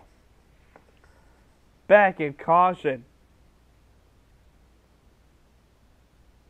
Another caution period, and we are going further and further into this fuel run, and I'm not sure where we're at with this thing. I think they were awful close before this. We're just going to have to see what happens with it as the crew chiefs are down there just trying to sort this out along the way. Austin Hill continues right now, shown as the race leader. Winston, do these fuel tanks have a chance of running dry here with all these extra laps we're doing? I think they do have a chance of running dry here. I've got most of them coming in on lap number 67, and that would give them 32 laps. We've had a ton of caution flag laps, and on average, 2 laps of caution equal 1 lap under green flag conditions. So if you take the 32 and 67, that's going to take you to about 99. We're at 106. So we've had at least probably 15, 18 laps under caution flag since they came in on lap number 67. So they should be good to go maybe another 5 to 8 laps under green flag conditions. Just doing some rudimentary math there in my head. So I think they're going to be okay for another 5, 6, 7, 8 laps because 2 laps of caution equals 1 lap under green flag racing. And I know that we've had at least, I want to say, with all these cautions, about 12 to 15 laps minimum in this last almost 40 laps. So that's the last thing we need. We've got a lot of wrecked race trucks, and now running out of gas. Man, these wreckers and safety crews have been put through it tonight. The last thing we need is fuel cells dry, and who knows who's going to win this thing. Bobby Gerhardt getting his truck cleaned up there on the back straightaway, and that will extend this race even more. We right now are 6 laps past the advertised distance, and we still got more racing to go as we'll re-rack them one more time in a moment here at the World Center of Racing. Driver safety is the #1 priority in racing. It's also the #1 priority in trucking. The Detroit Assurance Suite of safety systems helps to protect drivers, their trucks, and other motorists by helping to mitigate the severity of collisions. Active brake assist, adaptive cruise control, and lane departure warning, all bringing a new level of safety and protection to the road. Don't just want better business solutions, demand them. Learn more at demanddetroit.com. Live sports are the one true reality entertainment, where a single dramatic moment can become timeless. In NASCAR, Motor Racing Network's live broadcasts elevate your senses to the sights, sounds, and struggles taking place on the racetrack. Austin Dillon leads the pack. No one ever thought he would contend for the win. He's going to win the 60th running of the Daytona 500. The power of radio to the imagination of the listener. Tune in to the Motor Racing Network. Visit MRN.com for an affiliate list in your local area. Tomorrow, the stars of the NASCAR Cup Series are back on track in Daytona. Final practice for the 61st Daytona 500 begins at noon Eastern Time, only on the Motor Racing Network. Can't wait to open the season tomorrow for the NASCAR Xfinity Series, and can't wait to open up the season for the Monster Energy NASCAR Cup Series. Sunday, the 61st running of the Daytona 500. Motor Racing Network airtime 1:30 p.m. Eastern. We continue under the 11th Money Lion caution of the evening. Austin Hill continues to lead Matt Crafton, Spencer Boyd, Josh Rayum, and Grant Enfinger. From Daytona International Speedway, this is the Motor Racing Network, the voice of NASCAR.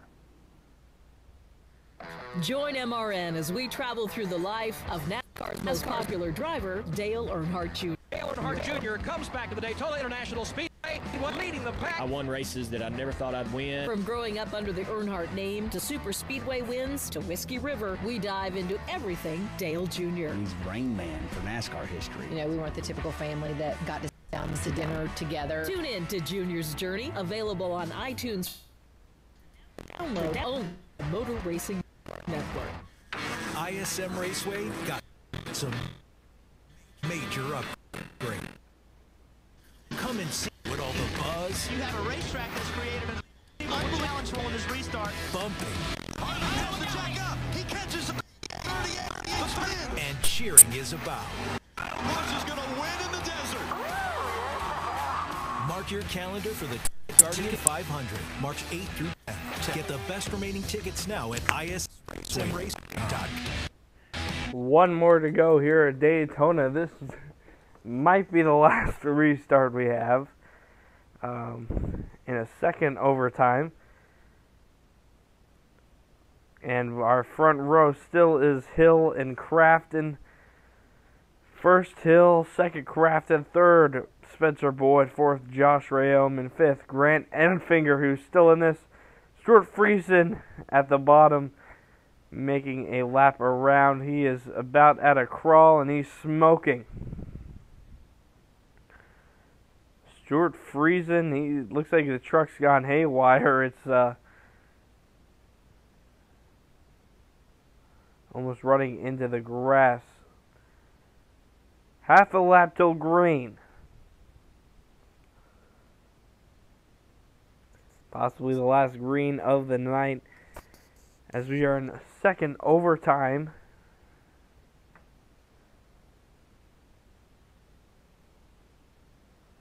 As we enter turn 3. What a way to start off the season, with a wrecked-filled race with about 8 cars left in it.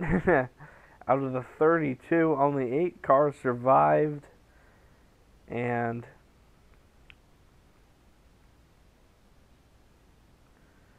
here we go. The truck comes to the front stretch. Looks like it's about to pull off. It does. Hill will lead us. Crafton on the outside. Austin Hill on the inside. Green flag. Spencer Boyd pushing. Austin Hill. Matt Crafton gets a good start on the outside. Hill side draft off to Spencer Boyd. And Hill has like a 3-car lead going into the first quarter. Grant Enfinger lines up behind Matt Crafton. Austin Hill, he doesn't have much help on the bottom. Spencer Boyd struggling right now. And Hill looks like he'll try to correct. He's bumped Crafton with Crafton. Crafton trying to pass. Hill trying to block. They are blocking. Enfinger looks to the inside. He passes Matt Crafton. Following him is the number 45 truck of Ross Chastain, who's in third. Crafton in fifth. Spencer Boyd in fourth. And 1 lap to go. We are single file. This will be the last lap. Hill, Enfinger, Chastain, and Boyd. 1 lap to go. They pass the start-finish line. You have Hill out front, Enfinger second, Chastain third, and Boyd fourth. Single file. Crafton trailing on the back of the front pack. As they come to the back straightaway, no moves yet. We are still single file. Enfinger looks like he might go to the outside. He says no so far, and he is getting antsy. The number 45, Ross Chastain, on his tail, bumping him. Crafton will go to the outside as we go to turn 3 and 4. Front stretch. Hill in the lead. Enfinger pushing. He's looking to the inside now. Hill blocks the inside. Doesn't go through the yellow line. Austin Hill wins Daytona. Austin Hill wins Daytona. Enfinger second, third, Chastain, Spencer Boyd fourth, fifth, Matt Crafton, sixth, Josh Rayom, seventh, Timothy Peters. Those are your finishing trucks.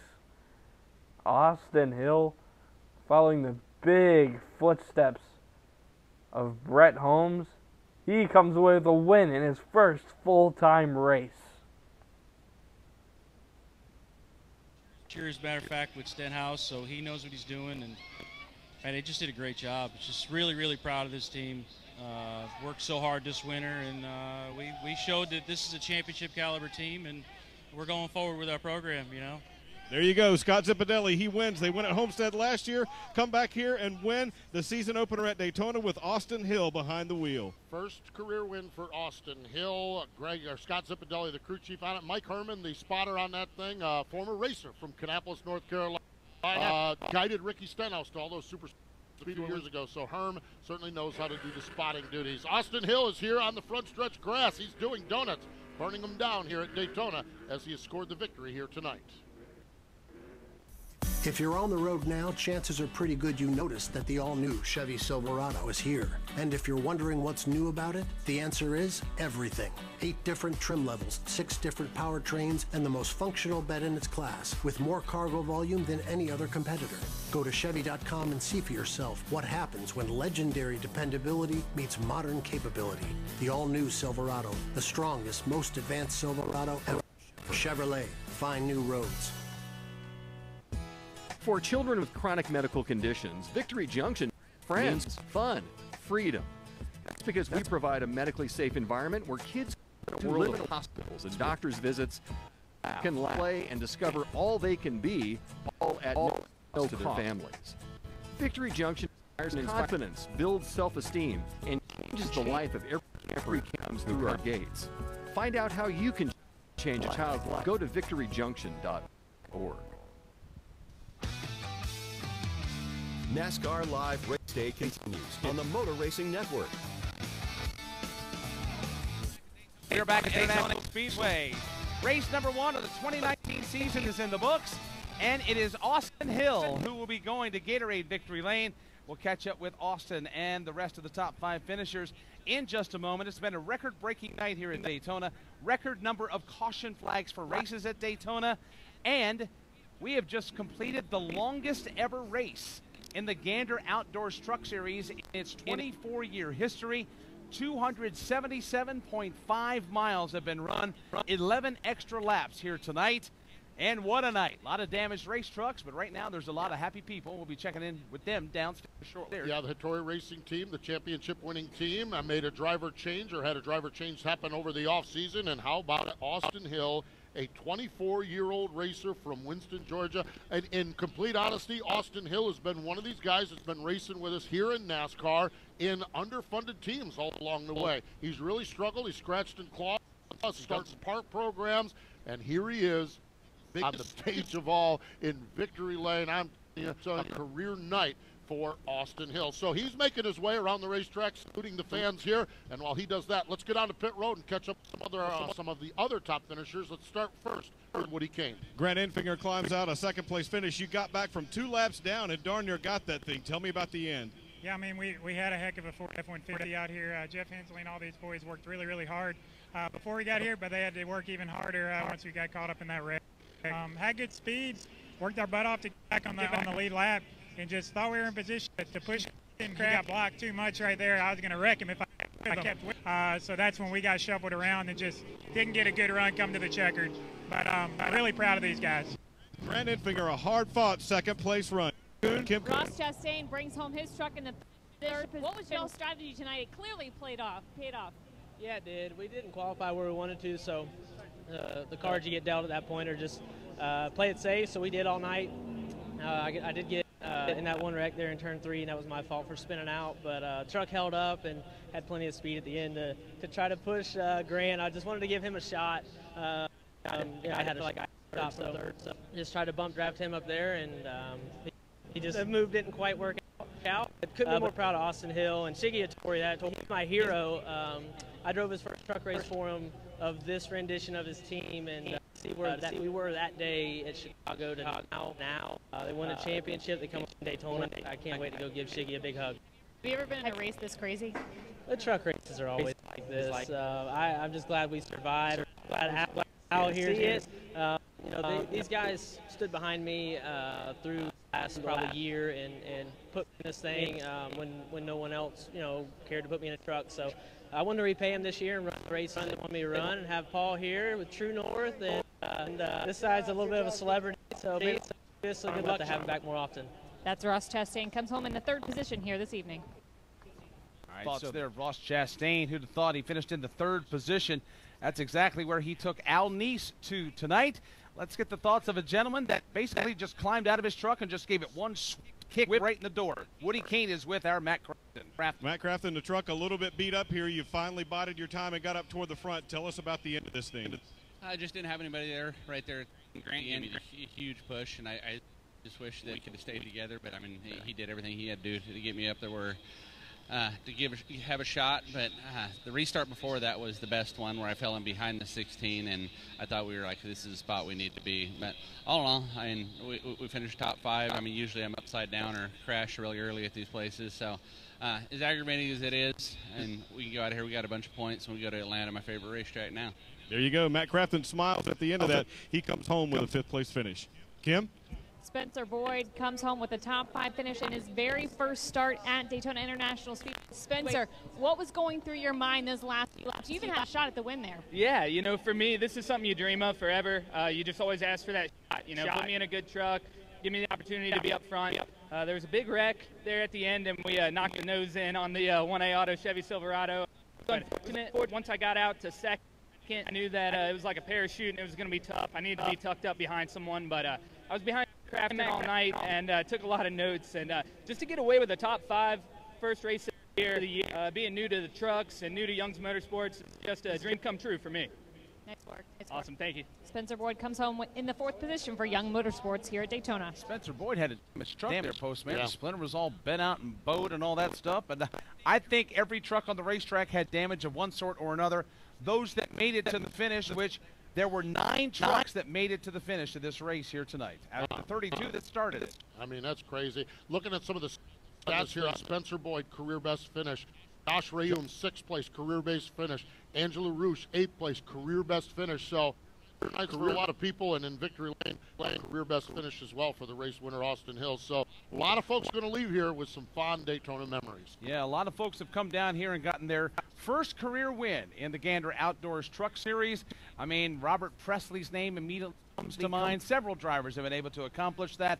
And Austin Hill, a 24-year-old from Winston, Georgia, is able to accomplish that in his 52nd start in this series. Matter of fact, he is the 6th driver to score his first career win at Daytona International Speedway.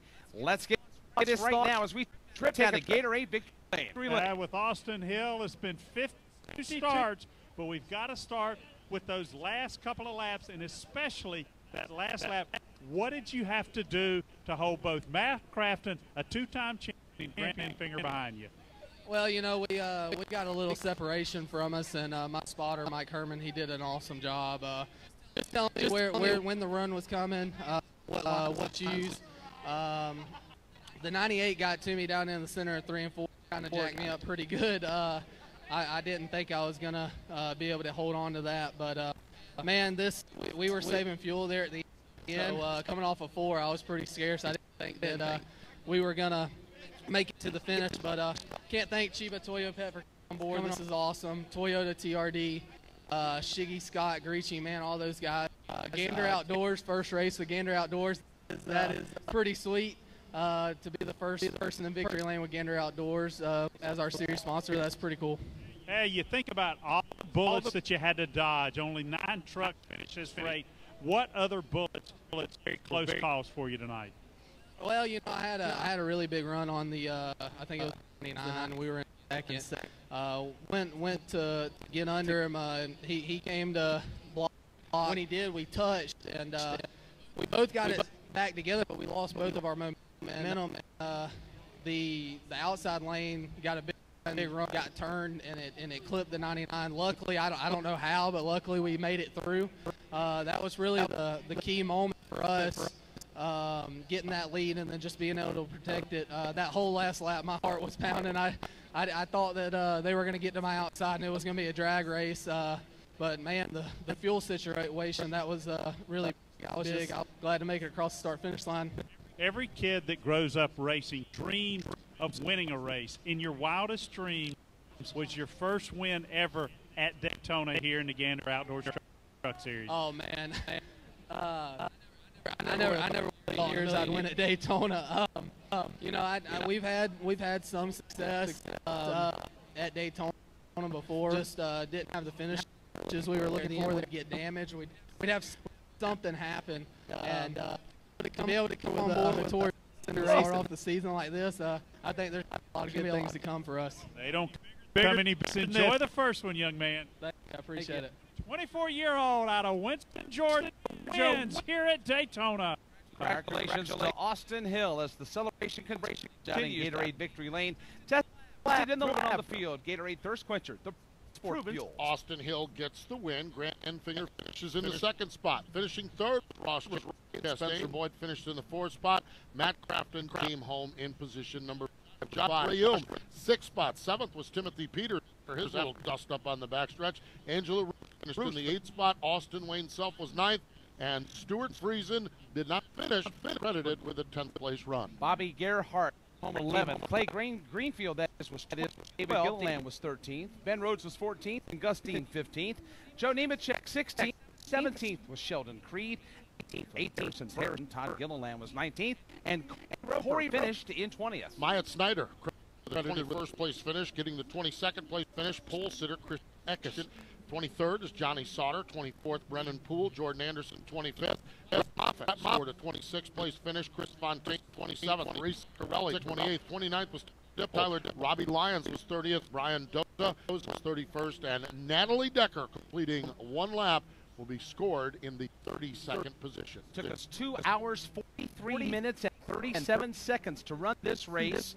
Average speed, 188.201 miles an hour. We were slowed 11 times for 55 laps for cautions, and was a total of 15 lead changes that happened over the course of these laps that we ran here tonight. Austin Hill was your leader, and he's also locked into the playoffs already as he leads the points as the series heads to the Atlanta Motor Speedway. You'll have live coverage of our trip to Atlanta Motor Speedway next Saturday at 4 o'clock Eastern Time is our air time. So final thoughts, Postman, from tonight's raucous affair. We leave Daytona with some drivers in pretty good shape. Great start to the season. Hill, Grant Enfinger up there, Matt Kraft with his run. So those guys really happy coming out of Daytona. And we leave Daytona with some guys we expect to be championship contenders. And it's one race, but they've got some work to do. Finishes 23rd. Brett Moffitt finishes 26th. Those drivers some work to do. And that one begins for them. Atlanta, I can't see what happens at Atlanta. More type racing down there, the mile-and-a-half racetrack, and can't wait to see what happens as we're off and running here for the Outdoor Truck Series. Don't forget, we're back tomorrow for the NASCAR Xfinity Series season opener.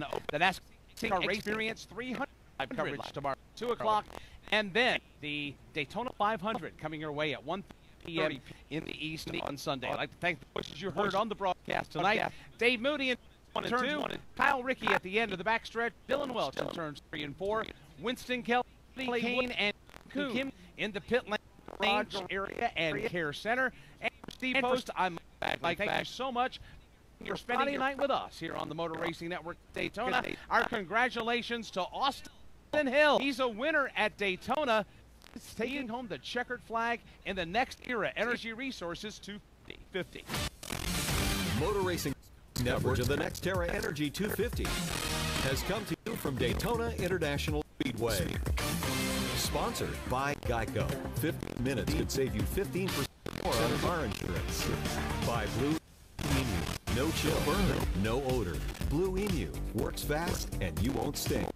By the Ford F-150. It doesn't raise the bar. It is the bar. By Money Lion. Here we roar. By Freightliner Trucks. And by Toyota. For the latest Toyota racing information, visit toyotaracing.com. Tonight's broadcast was brought to you under an exclusive radio license granted by NASCAR to the Motor Racing Network. So, for non-commercial use of our listening audience. Any use and accounts of this event without the express written consent of NASCAR and the Motor Racing Network is prohibited. Tonight's broadcast was directed by Tyler Burnett, broadcast engineers Doug Watson and Steve Audio engineer Todd Stella, logistics services Steve Killen, administrative oversight Frank Beers. This broadcast has been a production of the Racing Network.